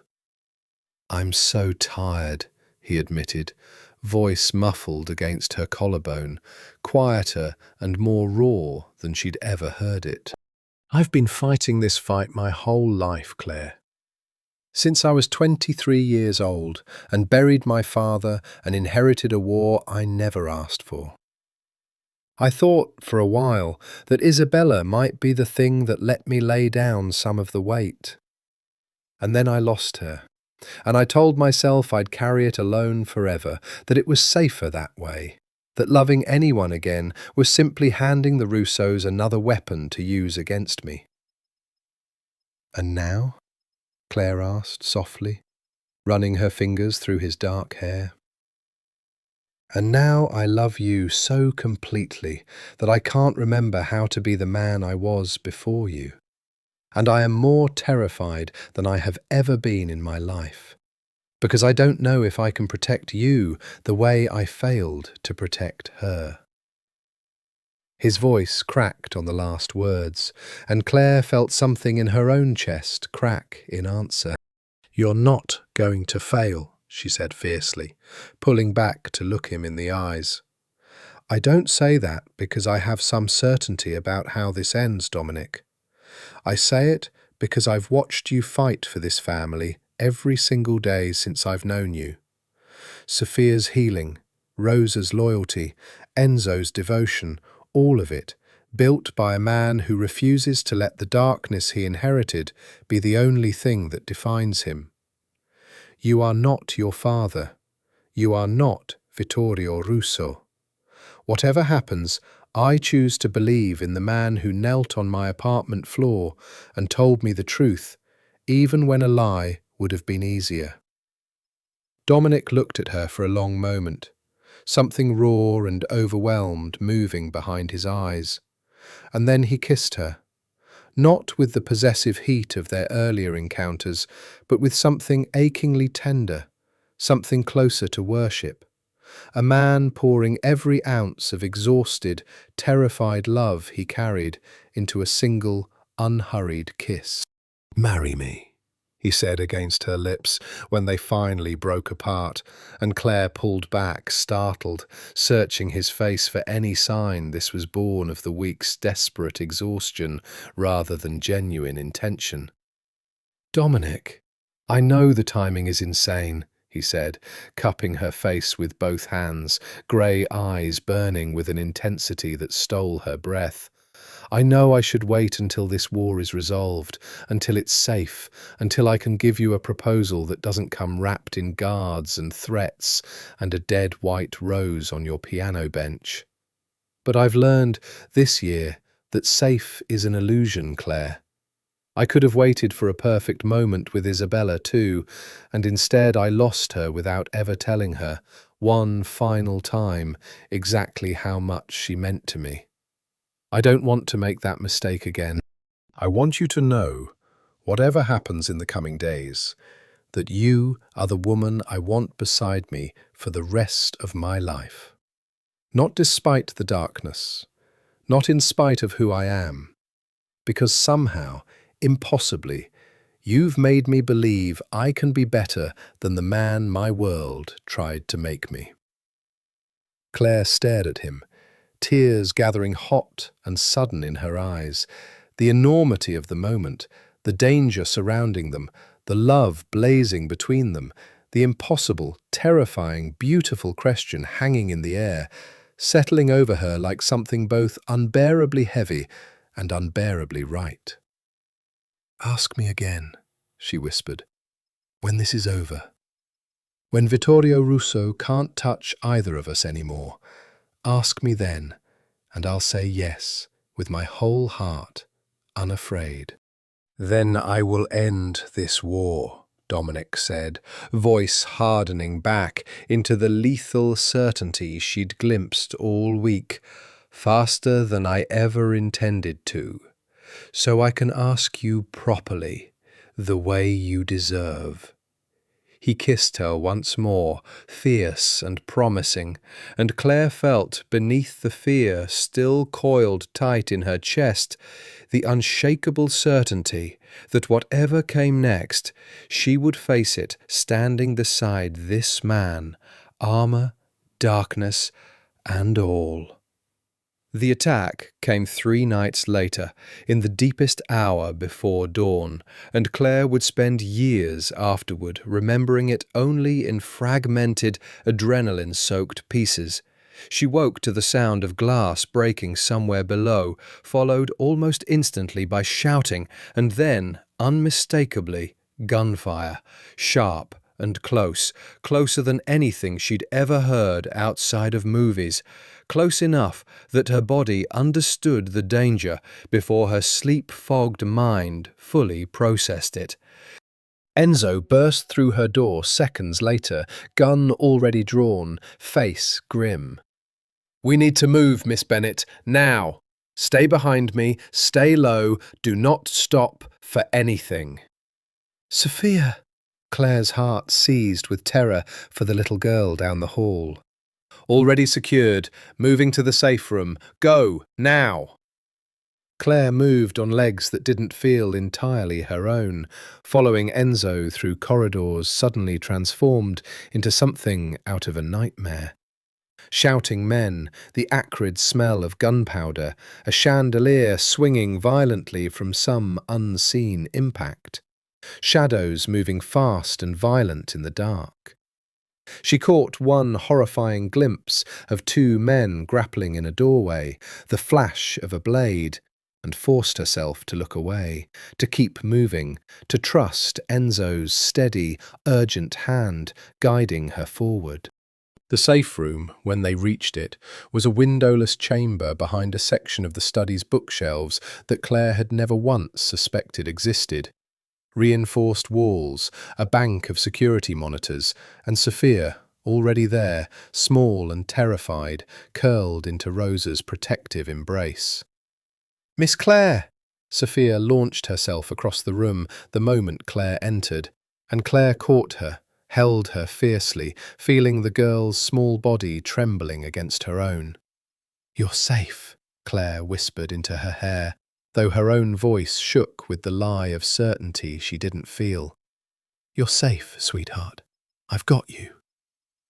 The heavy door sealed behind Enzo with a pneumatic hiss, and for a long, terrible stretch of minutes, the four of them sat in tense silence, watching the security monitors flicker with grainy footage of the battle unfolding through the mansion's halls.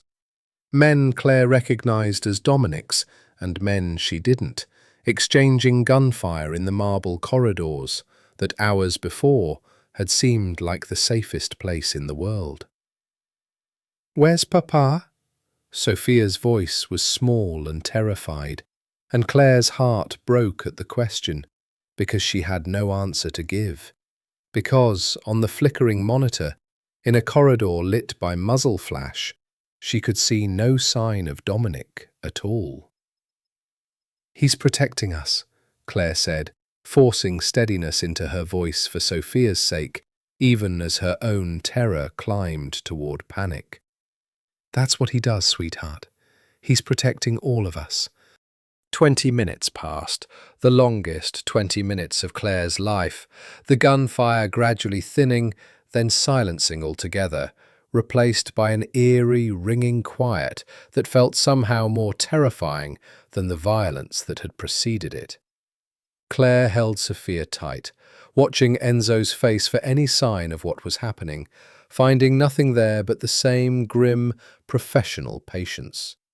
Finally, the radio at Enzo's hip crackled to life, Tony's voice tight and urgent. "It's clear. Repeat, the house is clear. Bring them out." Enzo moved instantly, unsealing the heavy door, guns still ready as he checked the corridor beyond before beckoning them forward. Claire followed, with Sofia's hand gripped tight in her own, Rosa close behind, emerging into a house transformed, broken glass littering the marble floors, bullet holes scarring the wood panelling, the acrid smell of gunpowder still hanging heavy in the air. And in the main hall, illuminated by the shattered remains of the grand chandelier, stood Dominic. He was alive, unharmed, as far as Claire could see in the dim emergency lighting, though his shirt was torn at one shoulder, and there was blood on his hands that Claire prayed, with everything in her, wasn't his own. His eyes found hers across the wreckage of the hall, and the raw, desperate relief that crossed his face when he saw her, saw Sofia unharmed beside her, was the most naked emotion Claire had ever witnessed from him. "Papa!" Sofia broke free and ran to him, and Dominic caught her, lifted her, held her so tightly that Claire watched the girl's small feet dangle inches off the ground, watched Dominic bury his face in his daughter's dark curls, with a shudder that spoke of terror finally allowed to surface now that the danger had passed. Claire crossed the shattered hall on unsteady legs, and Dominic's free arm reached for her the instant she was close enough, pulling her into the embrace alongside Sofia. The three of them clutched together amid the wreckage of the house that had, for one terrible night, become a battlefield. "They breached the perimeter," Dominic said, finally, voice hoarse, when the immediate terror had ebbed enough for words. 4 men. Russo's men, we're certain, though he'll deny any involvement, of course. We stopped them before they reached any of you, but—" His voice broke slightly. "But it was close, Claire. It was too close." "You stopped them," Claire said, pulling back to look at him, cataloguing every inch of him for injury with a desperation she didn't try to hide. "You kept us safe. All of us." "This time," Dominic said, and the grim certainty in his voice sent a fresh chill down Claire's spine. "But Vittorio has just declared open war on my family, in the one way I can no longer ignore or delay. This ends now, Claire. One way or another, I promise you. This ends now." Behind them, Tony appeared, expression grave, and delivered the report that would set the final, devastating chapter of the war into motion. 2 of the 4 attackers captured alive, currently being questioned in the estate's basement, and among the intelligence already extracted, a detail that made Dominic's entire body go rigid with fury. "Vittorio's planning something bigger," Tony said quietly. "Tonight was a probe, testing our defences. The real strike is planned for the gala at the Bellamy Hotel this weekend, the charity event half the city's elite will be attending, including, according to what we've extracted, a target confirmed as Claire." The colour drained from Claire's face, and Dominic's arms tightened around her and Sofia both, his voice, when he finally spoke, dropping into something colder and more absolute than Claire had ever heard from him. "Then we'll be ready for him," he said. "And this time, Vittorio Russo will learn exactly why my family has survived 50 years in a business that kills weaker men in 5.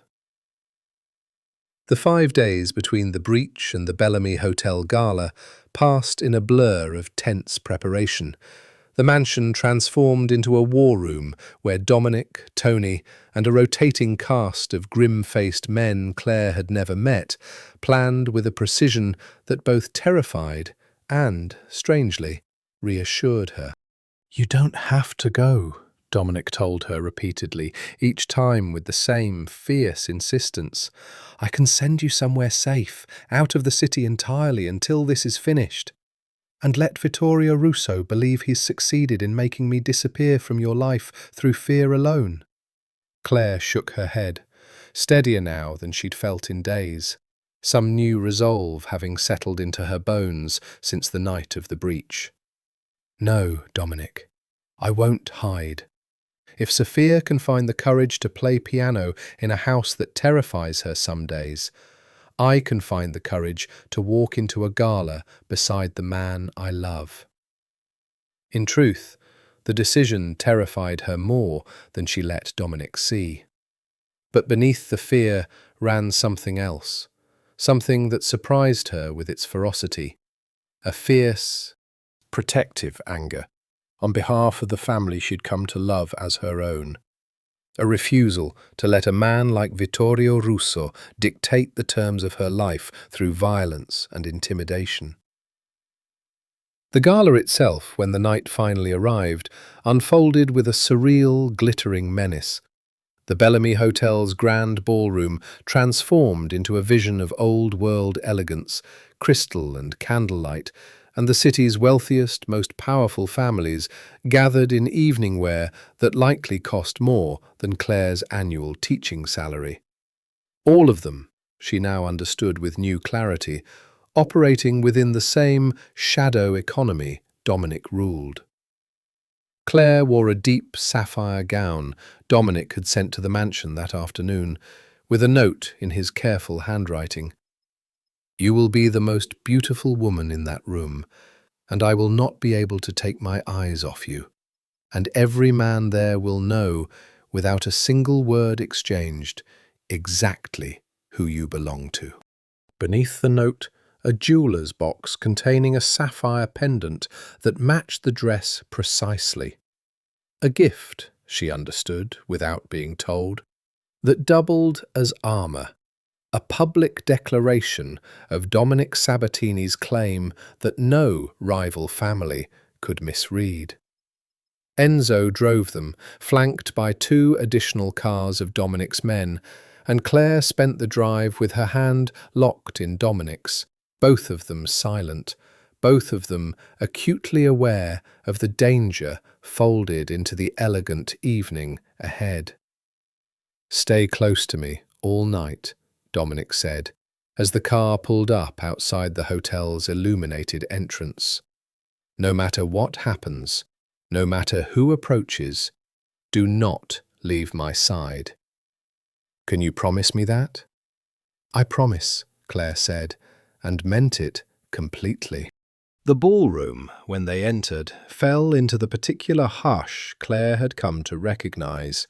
Conversation quieting, heads turning, the room recalibrating itself around Dominic Sabatini's presence, the way iron filings arrange themselves around a magnet.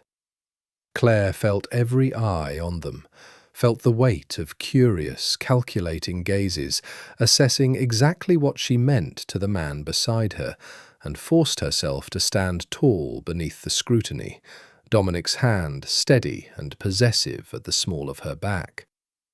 She saw Vittorio Russo across the room, perhaps an hour into the evening, a tall, silver-haired man with an easy, dangerous smile, holding court among a cluster of similarly dressed men, his eyes finding Dominic's across the crowded ballroom with a look of open, contemptuous challenge. "That's him," Dominic said quietly, following her gaze. "Do not look at him directly if you can help it. Do not engage if he approaches. I mean it, Claire." He approached anyway, 20 minutes later, drifting toward them with the deceptive ease of a predator who has never once had to hurry. "Dominic," Vittorio's voice was smooth, cultured, entirely at odds with the violence Claire knew lurked beneath it. "And this must be the piano teacher I've heard so much about." His eyes raked over Claire with an assessing, proprietary interest that made her skin crawl. "Claire, is it? Isabella loved music too, if I recall. Such a tragedy what happened to her. Wet roads. Terrible luck." The casual cruelty of the reference, delivered with a smile, sent ice through Claire's veins. Beside her, she felt Dominic go utterly still. The particular, terrible stillness of a man exercising every ounce of self-control he possessed. "Vittorio," Dominic said, voice deceptively pleasant, though Claire could hear the razor's edge beneath it. "I don't recall inviting you to speak to my guest." "Your guest?" Vittorio's smile widened, and something dark and knowing moved behind his eyes. "Careful with that word, Dominic. Guests come and go so easily, don't they? Especially the ones who mean the most." He inclined his head toward Claire, mock courtly. "A pleasure, Miss Bennett. I do hope you're enjoying the city. It can be so unpredictable this time of year." He walked away before Dominic could respond, and Claire felt the full force of the threat settle over her like cold water. Not subtle, not deniable. A direct promise wrapped in elegant small talk, delivered in a room full of witnesses who would all, if questioned, describe nothing more than a polite exchange between rival businessmen. "We need to leave," Dominic said, voice tight with controlled fury, already guiding her toward the exit. "Now, Claire. This was a mistake. I never should have." The lights went out. The entire ballroom plunged into sudden, total darkness, screams rising immediately from the crowd, and in the chaos, Claire felt Dominic's grip on her arm tighten to something almost painful as he pulled her hard against his chest, his other hand reaching, she realized with a jolt of terror, for the weapon she'd never before seen him carry. "Stay against me," he said, low and urgent in her ear. "Whatever happens, stay against me." Emergency lighting flickered on seconds later, dim red emergency bulbs casting the panicked ballroom in hellish light. And through the chaos of fleeing guests, Claire saw them. 3 men moving against the crowd's flow, moving with purpose, moving directly toward where Dominic stood, shielding her with his own body. "Enzo!" Dominic's voice cut through the chaos, and Enzo appeared instantly at their side, weapon drawn, positioning himself as a second wall of protection. "This way," Enzo said, already moving, and Dominic pulled Claire along, half running through the panicked crowd toward a service exit, gunfire erupting somewhere behind them. Not aimed at the fleeing guests, Claire realized with sick clarity, but at Dominic's men, engaging the threat directly to buy their escape. They burst through the service exit into a narrow alley behind the hotel, cold night air a shock after the chaos inside, and Dominic didn't stop moving, didn't slow, pulling Claire toward the waiting car with a grip that would leave bruises she wouldn't notice until the following morning. "Get her out of here," Dominic ordered Enzo, practically throwing Claire into the back seat. "Now, don't stop for anything." "You're not coming." Panic seized Claire's chest as she realized with horror what he intended.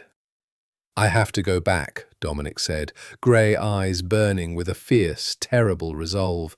"My men are still in there, Claire. I won't leave them to die for a threat that should have been mine to face directly months ago."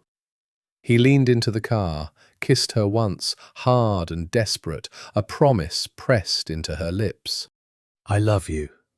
Whatever happens tonight, I love you completely, and I am ending this, once and for all."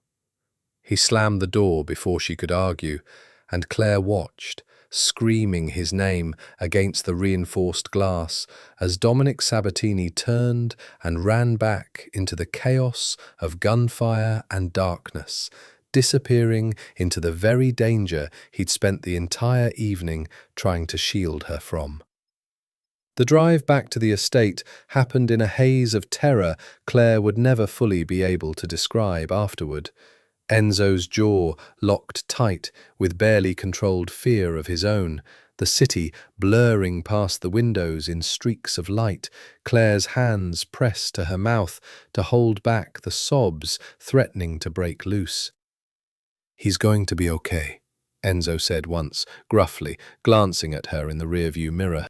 "I've seen him walk out of worse than this, Miss Bennett. He's the best I've ever seen at this." Claire wanted, desperately, to believe him. Instead, she spent the drive replaying every moment of the evening. Vittorio's cruel smile, the sudden darkness, Dominic's desperate kiss through the car window, unable to shake the horrifying premonition that she had just watched the man she loved walk toward the exact fate that had claimed his wife. Sofia was awake when they arrived, curled anxiously in Rosa's arms in the main hall, and the sight of Claire's tear-streaked face sent the girl running toward her with a wail of pure fear. "Where's Papa? Miss Claire, where's Papa?" Claire had no honest answer to give, and so she did the only thing she could, gathered Sofia into her arms and held her, both of them trembling, and waited. The waiting stretched into hours that felt like years. Claire sat in the study, Sofia eventually falling into an exhausted, fitful sleep against her shoulder. Rosa, hovering nearby with a rosary clutched in trembling hands, murmuring prayers in Italian that needed no translation for Claire to understand their desperate plea. Near 4 in the morning, the sound of cars on the gravel drive sent Claire's heart into her throat, and she was on her feet instantly, careful not to wake Sofia as she laid the sleeping girl on the study sofa and rushed toward the front hall. The front doors opened, and for one horrifying, endless second, Claire couldn't tell from the men filing through, grim, blood-spattered, exhausted, whether Dominic was among them at all. Then she saw him. He was alive. Standing, moving under his own power, though favouring one side, a dark stain spreading across his shoulder that told her with cold certainty that he'd been shot. His face, when he saw her, transformed instantly from grim, controlled exhaustion into something raw and overwhelmed with relief. Claire. Her name left him like a prayer, and she crossed the hall at a run, catching him just as his legs seemed to genuinely consider giving out beneath him, holding him upright with a strength she didn't know she possessed. "You're hurt," she said, hands fluttering over him, finding the wound at his shoulder, the blood soaking through his ruined shirt. "Dominic, you're hurt. We need to get you to a hospital." "No hospitals." His voice was rough with pain and exhaustion, but the command in it held firm even now. "Doctors already on the way, one we trust. Hospitals ask questions we can't afford to answer tonight." He cupped her face with his uninjured hand, grey eyes searching hers with desperate intensity. "You're safe. Sofia? Asleep in the study. Safe. We're both safe." Claire's voice broke on the words, tears finally spilling free now that the terror of the unknown had resolved, at least, into the manageable reality of his injury. "What happened? Vittorio Russo," Dominic said, and something dark and final moved across his exhausted face. "Will never threaten this family again." The words carried a weight Claire didn't fully want to examine, not that night, not with him bleeding and swaying on his feet in front of her. She simply helped him to a chair, held his hand through the doctor's arrival and the careful extraction of the bullet, held it through his hissed breaths of pain and the low, steady stream of reassurance she kept whispering, unable to stop herself, throughout the entire ordeal. "You're going to be okay," she told him, again and again, as much for her own sake as his. "You're going to be okay, Dominic. I've got you." It was nearly dawn by the time the doctor finished, Dominic's shoulder properly stitched and bandaged, painkillers finally dulling the sharp edges of his exhaustion into something softer, more vulnerable. Claire helped him to his bedroom, helped him out of his ruined shirt, and sat beside him on the edge of the bed as the first grey light of morning began to filter through the curtains. "Tell me what happened," she said softly. "All of it.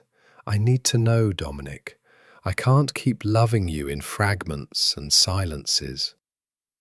He was quiet a long moment, staring at his own bandaged shoulder, and when he finally spoke, his voice carried an exhaustion that went far deeper than the physical wound. "We found him in the hotel's private study, trying to slip out during the chaos he'd orchestrated," Dominic said. "My men had already neutralized his crew, 2 dead, the rest captured. When I found him, he was alone, and he knew exactly what that meant." A muscle ticked in his jaw. He didn't deny Isabella, Claire, not at the end. He told me himself, laughed about it actually, told me it had been almost too easy, that a woman in a car on a wet road never stood a chance. Claire's stomach turned at the casual cruelty of it, understanding with sudden clarity exactly what expression must have crossed Dominic's face in that moment, exactly what had happened next. "I didn't plan to kill him tonight," Dominic said quietly. "I told myself walking back into that hotel that I would capture him, extract a confession through proper channels, end this the way my father would have, methodically, with witnesses, with the appearance of restraint that keeps other families from moving against you out of fear of retaliation." His hand, resting on the blanket, curled into a fist. But when he laughed about Isabella, when he described in detail exactly how satisfying it had been to watch my wife's alliance crumble along with her body, his voice broke, raw and terrible. "I lost 12 years of careful control in about 4 seconds, Claire. I put a bullet in Vittorio Russo's head myself, with my own hand, and I have never once, in all my years in this life, felt as certain of anything as I felt in that moment." Claire sat frozen, processing the confession, the enormity of what he was telling her. That the man beside her, bandaged and exhausted and achingly tender in this quiet dawn light, had ended a human life mere hours ago and felt, by his own admission, no regret in the doing of it. "Are you going to be safe now?" she asked finally, because it was, in the end, the only question that mattered. "Is it over?" "The Russo organisation is fractured without him," Dominic said. "His lieutenants will fight amongst themselves for control, which buys us time, likely years, before any of them consolidate enough power to threaten us again. It's not perfect. It's not the ending I would have chosen if this world allowed for clean endings."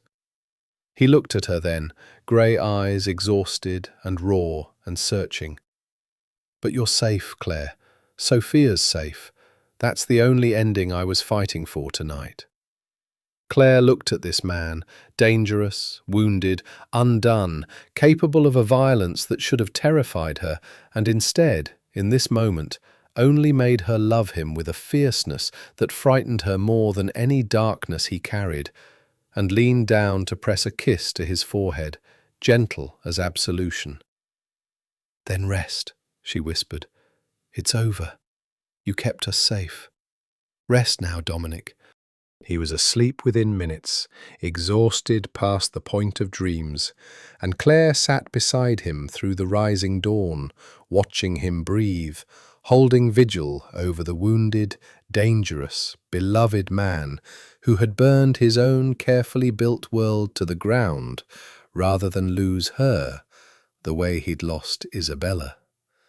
Understanding, with a clarity that settled deep into her bones, that she had chosen, completely and irrevocably, to love him anyway.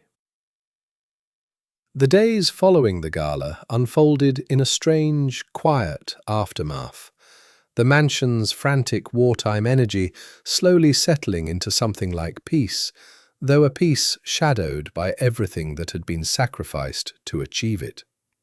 Dominic healed slowly, his shoulder confined to a sling for the first week, his usual coiled energy dampened by pain and the particular exhaustion of a man who had crossed a line he could never uncross. Claire watched him move through those days with new eyes. Still the same controlled, formidable man she'd fallen in love with, but marked now by a rawness he no longer bothered hiding from her, a willingness to be seen in his exhaustion and grief that felt like its own kind of intimacy. "Do you regret it?" she asked him one evening, the two of them alone in the music room, Dominic seated at the piano bench, though his injured shoulder kept him from playing, simply resting his good hand on the closed lid. "No," he said, without hesitation, and then, more quietly, "I regret that it was necessary. I regret the 12-year-old boy I once was, who wanted nothing more than to be a musician or an architect or anything at all, other than what my father built me to become. I regret that Sofia will grow up in a world where her father has blood on his hands that will never fully wash clean. He looked at Claire, grey eyes steady despite the vulnerability in them. But I do not regret protecting you and Sofia. I would make the same choice 1,000 times over, Claire. And I think that says something about the man I am that you deserve to sit with honestly before you decide what kind of future you want beside me. Claire crossed the room and sat beside him on the bench, resting her head against his uninjured shoulder. "I've already decided," she said softly. "I decided the night you knelt on my apartment floor and told me the truth instead of a comfortable lie. Everything since then has just been me learning how deep that decision goes." "And how deep does it go?" Dominic asked, voice rough with something that sounded almost like disbelief that she was still here, still choosing him after everything she'd witnessed. "All the way," Claire said simply. "I love you, Dominic. Not the sanitized version of you, not some fantasy where your world is simpler than it actually is. I love the whole of you. The man who taught his daughter's piano teacher exactly how dangerous he could be, and the man who has never once, in 8 months, raised his voice at me or made me feel anything but treasured. Both of those men are you. I'm not choosing to ignore one to love the other. I'm choosing to love the whole complicated truth of who you are." Something in Dominic's face broke open at that. Not sadness exactly, but a kind of overwhelmed relief so profound it looked almost like pain. He kissed her slowly, carefully, mindful of his injured shoulder, even as the intensity of it deepened. And when they finally broke apart, his forehead rested against hers, both of them breathing unsteadily. "Marry me," he said again, echoing the desperate proposal from before the gala, but steadier now, surer, spoken in the quiet aftermath rather than the frantic urgency of impending war. "Properly this time, Claire. I want to build a life with you, a real one, with a wedding Sofia can be a flower girl at, with mornings that don't start with security briefings, with a future where the darkest thing we discuss is which piano piece to teach next." Claire pulled back to look at him, tears gathering, joy and gravity tangled together in her chest. "You already know my answer," she said softly. "You've known it since the study, before the gala. I choose you, Dominic. Darkness and light both. I choose all of it." "Say yes anyway," he said, a ghost of his old commanding certainty returning, softened now by something achingly tender. "I want to hear the actual word." "Yes," Claire whispered, laughing through her tears. "Yes, Dominic, 1,000 times yes." They told Sofia together that same evening, finding her in her bedroom, surrounded by the stuffed animals she was slowly outgrowing, but wasn't quite ready to give up. "Sofia," Dominic said, kneeling despite the ache it clearly caused his shoulder, "Claire and I want to tell you something important.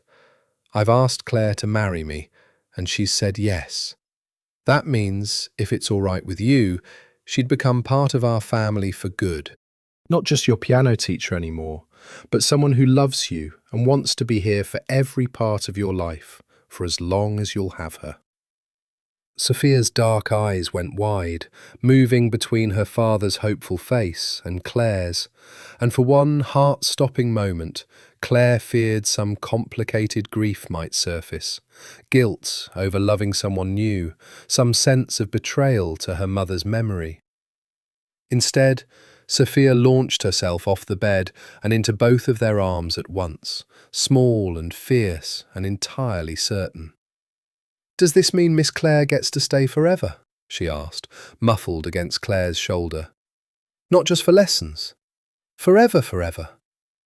"Forever, forever," Claire confirmed, voice thick with emotion, meeting Dominic's eyes over the top of Sofia's dark curls, finding there the same overwhelming tenderness she felt herself. "Good," Sofia said, with the simple, absolute certainty only children possess. "I think Mama would like her. I think Mama would say she made the piano happy again. And she made you happy again too, Papa. I've seen it." Dominic's composure, so carefully rebuilt over the difficult weeks, cracked entirely at his daughter's words, and Claire watched this dangerous, powerful, formidable man dissolve into quiet tears, holding his daughter and his fiancée both, surrounded by stuffed animals and fading evening light, more thoroughly undone by love than she suspected he'd ever let himself be since Isabella's death. "She would," he managed finally, voice thick. "She would like her very much." The weeks that followed brought a version of life Claire had never quite dared imagine possible for herself, not despite the strangeness of her new world, but somehow, remarkably, because of it. The mansion's tension eased by degrees as summer arrived, guards still present but less overtly vigilant, Dominic's shoulder healing enough to allow him back at the piano, where he and Sofia began a tradition of playing duets together most evenings, while Claire sat curled in the window seat, watching the family she'd helped mend continue mending itself. Tony visited more openly now, no longer arriving with the grim urgency of wartime, but with an ease that suggested, slowly, a return to something like normal operations, whatever normal meant for a criminal empire in relative peacetime.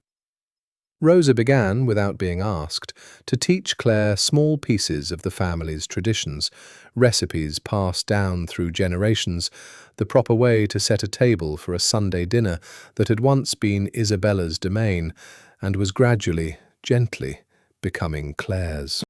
"You don't have to take her place," Dominic told her once, catching the careful, deliberate way Claire had been learning Isabella's old routines. "I don't want you to feel like you're stepping into a ghost's shoes, tesoro." "I'm not," Claire assured him. "I know I'm not her, and I don't want to be. I just want to understand the family I'm marrying into, including the woman who came before me, who clearly loved you both so completely. Learning about her doesn't threaten what we have, it honors it." The wedding planning itself unfolded with a mixture of joy and careful complexity.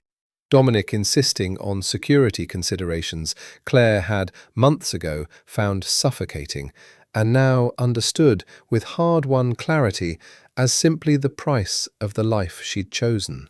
They settled, eventually, on a small ceremony at the estate itself, guests limited to family and the closest, most trusted members of Dominic's circle.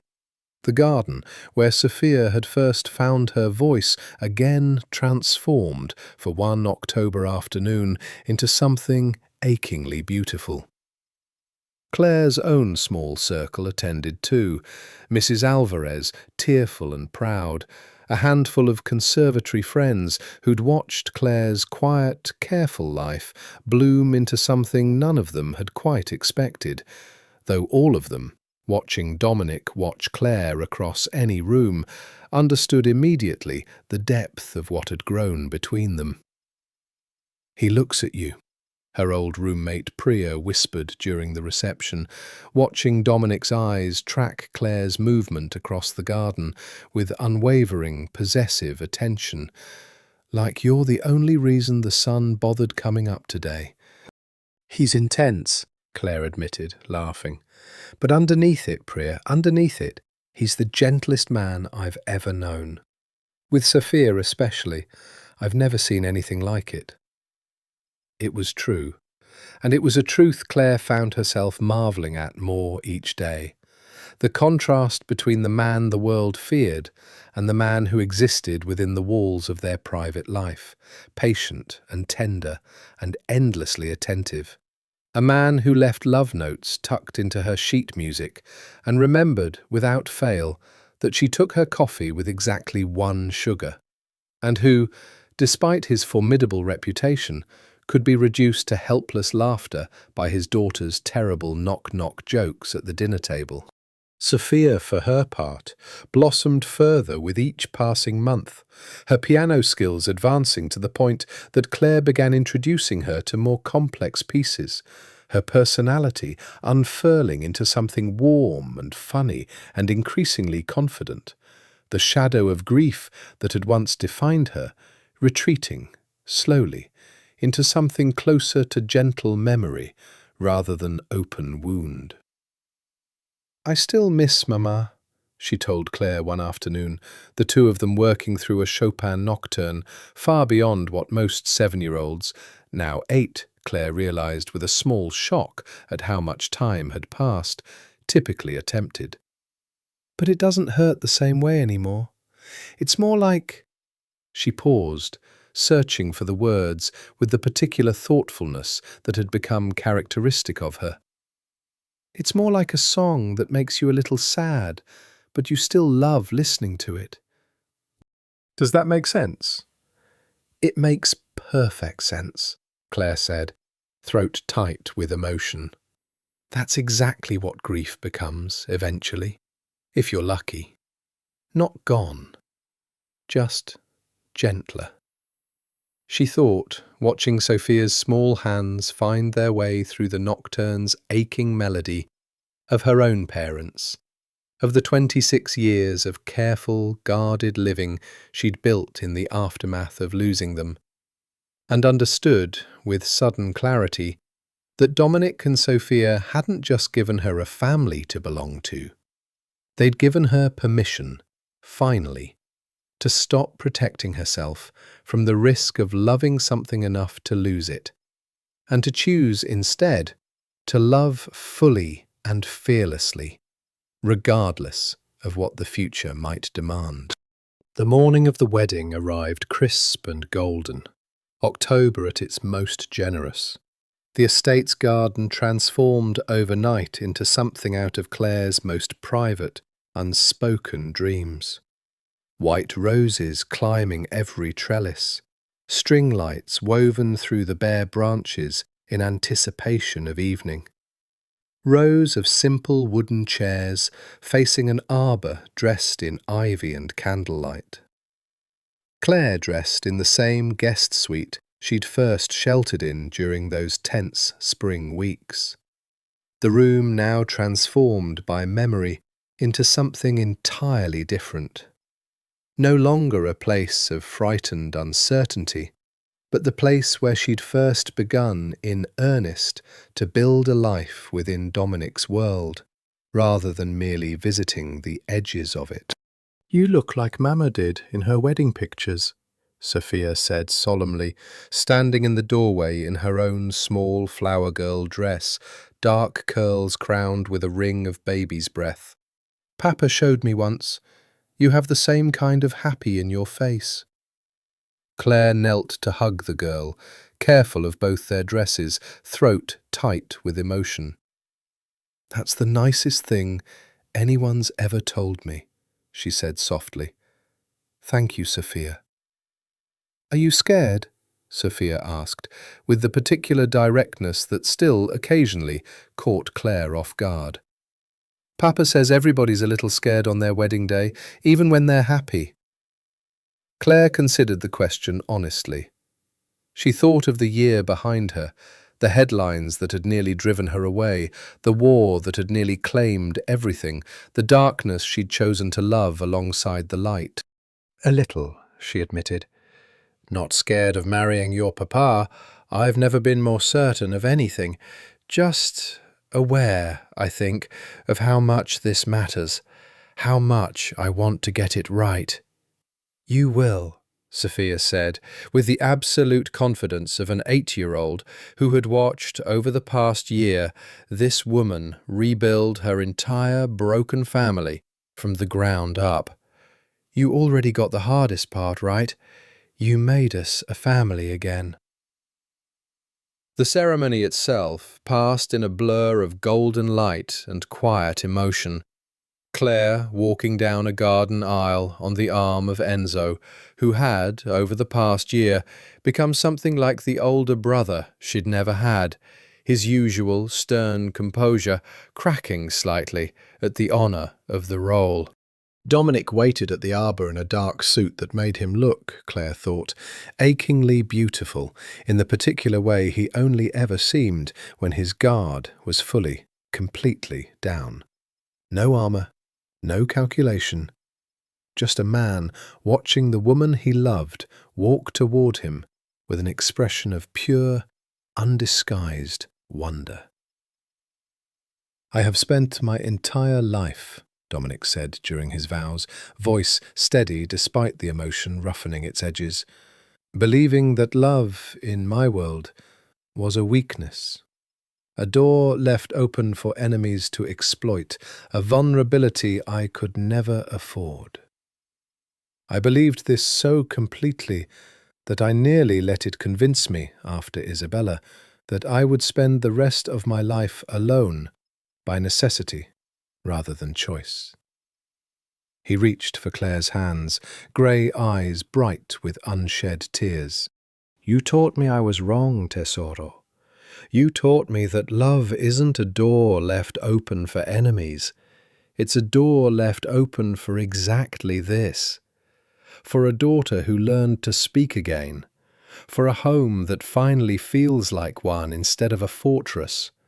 For a man who thought he'd buried his own capacity for joy alongside his wife, and found it again, impossibly, in a piano teacher who refused to be frightened away by the truth of who I am."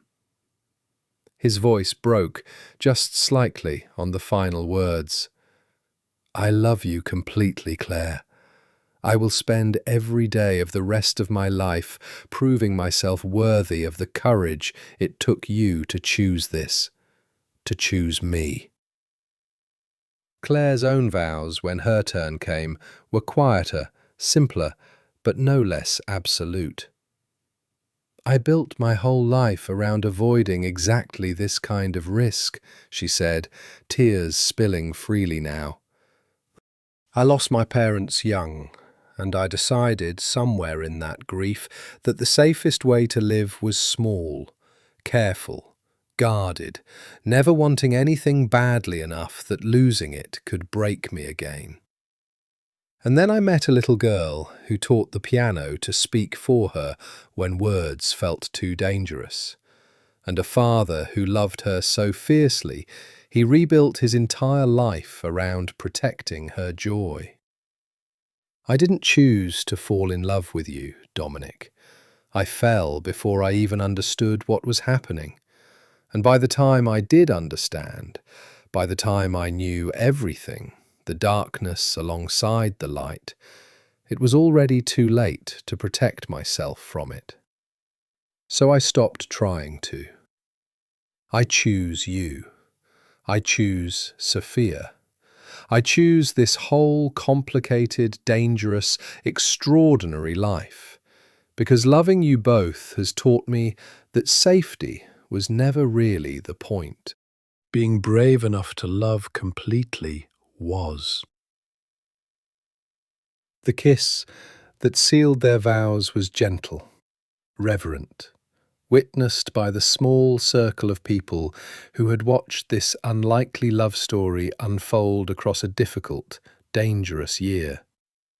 And when they turned to face their guests as husband and wife, Sofia's delighted cheer rang loudest of all across the Golden Garden. The same garden where, over a year before, a grieving little girl had first found her voice again at the sound of a stranger's gentle piano. 2 years later, The mansion that had once felt to Claire like a fortress had become, unmistakably, a home. The east wing door remained closed to her still, some business Dominic conducted there that Claire had long since made peace with, never fully knowing, not out of naivety anymore, but out of a hard-won, deliberate understanding of the boundaries that kept their family safe. Boundaries she now helped maintain, rather than merely endured. She had learned over 2 years of marriage to hold both truths of her husband simultaneously, without contradiction. The dangerous man who commanded fear and loyalty across an empire built on violence, and the devoted husband who still, every single night, left small notes tucked into her sheet music, who still remembered exactly how she took her coffee, who still looked at her across crowded rooms like she was the only reason the sun bothered rising each day. Sofia, now 10, had grown into a confident, luminous girl, her piano skills advanced enough that Claire had begun with great pride teaching her some of the more challenging pieces from her own conservatory repertoire. She'd found her voice not just at the piano, but throughout her whole life, laughing easily, making friends at school, occasionally rolling her eyes at her father's overprotective security measures, with the particular exasperation of a child who has never once had to doubt she was loved.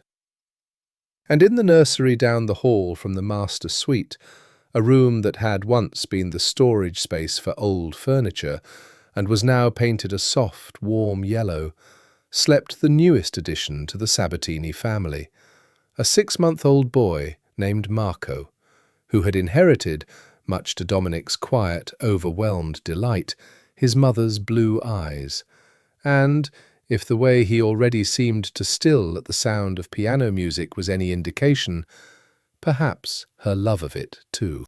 "I used to think," Dominic said one evening, the two of them standing together at the nursery window, watching their son sleep, "that this life made real happiness impossible, that the darkness I inherited would poison anything good I tried to build within it." He wrapped his arms around Claire from behind, chin resting against the top of her head, the two of them watching their sleeping son with the particular reverence only new, hard-won peace could bring. "You proved me wrong every single day for 2 years, tesoro. I don't know how to thank you for that. I'm not sure the words exist." "You don't have to thank me," Claire said softly, leaning back into his warmth. "I chose this. I choose it every single day, still. Not despite everything I know about who you are and what this world sometimes demands, but because of everything I've learned about who you actually are, underneath the parts that used to frighten me. The man who kneels beside his daughter's piano bench. The man who held vigil over me through every hard night this family has faced. The man who taught me that love isn't about finding someone without darkness. It's about finding someone whose light is strong enough to make the darkness worth surviving." Dominic turned her gently to face him, grey eyes soft in the nursery's dim light, and kissed her slowly, thoroughly, with all the accumulated tenderness of 2 years spent building something real and lasting out of the wreckage of both their pasts. "Marry me again," he murmured against her lips, an old joke between them now, one he repeated at least once a month with the same earnest sincerity as if he were asking for the very first time. "Every year, tesoro. I want to keep asking you for the rest of our lives, and I want to keep hearing you say yes." "Every year," Claire agreed, smiling against his mouth. "Yes, Dominic. Always yes." Later that night, long after Sofia and baby Marco had both drifted into sleep, Claire found herself in the music room alone, moonlight silvering the same piano where this entire extraordinary story had begun, where a grieving little girl had first whispered a single sentence about her mother's favourite song, where a dangerous, guarded man had first watched from a doorway the slow and careful mending of everything he'd thought was lost to him forever. She sat at the bench, and without quite deciding to, began to play Claire de Lune, the same wandering, moonlit melody that had first drawn Sofia out of her silence over 3 years before, that had first cracked open something tender and unguarded in Dominic's carved, controlled face, that had, in its own quiet way, become the soundtrack to the family they'd built together against every reasonable expectation of how a story like theirs should end. Halfway through the piece, she felt him behind her. She always felt him now, the particular electric awareness of Dominic Sabatini's presence that had never once, in 3 years, faded or dulled. He didn't interrupt. He simply stood in the doorway, the way he always had, watching, his heart written plainly across his face in a way the rest of the world would never be permitted to see. Claire finished a piece, the final notes hanging soft and golden in the moonlit room, and turned to find her husband watching her with an expression of such complete, unguarded devotion that her own heart, even after 3 years, still caught at the sight of it. "Come here," she said softly, patting the space beside her on the bench. Dominic crossed the room and sat, wrapping his arm around her shoulders, and together, in the quiet, moonlit music room where their unlikely love story had first begun, the godfather and the piano teacher sat in comfortable, hard-won silence. 2 people who had found, against every darkness the world had thrown at them, a light strong enough to last a lifetime. Outside the tall windows, the roses bloomed on, wild and unruly, and utterly, defiantly alive.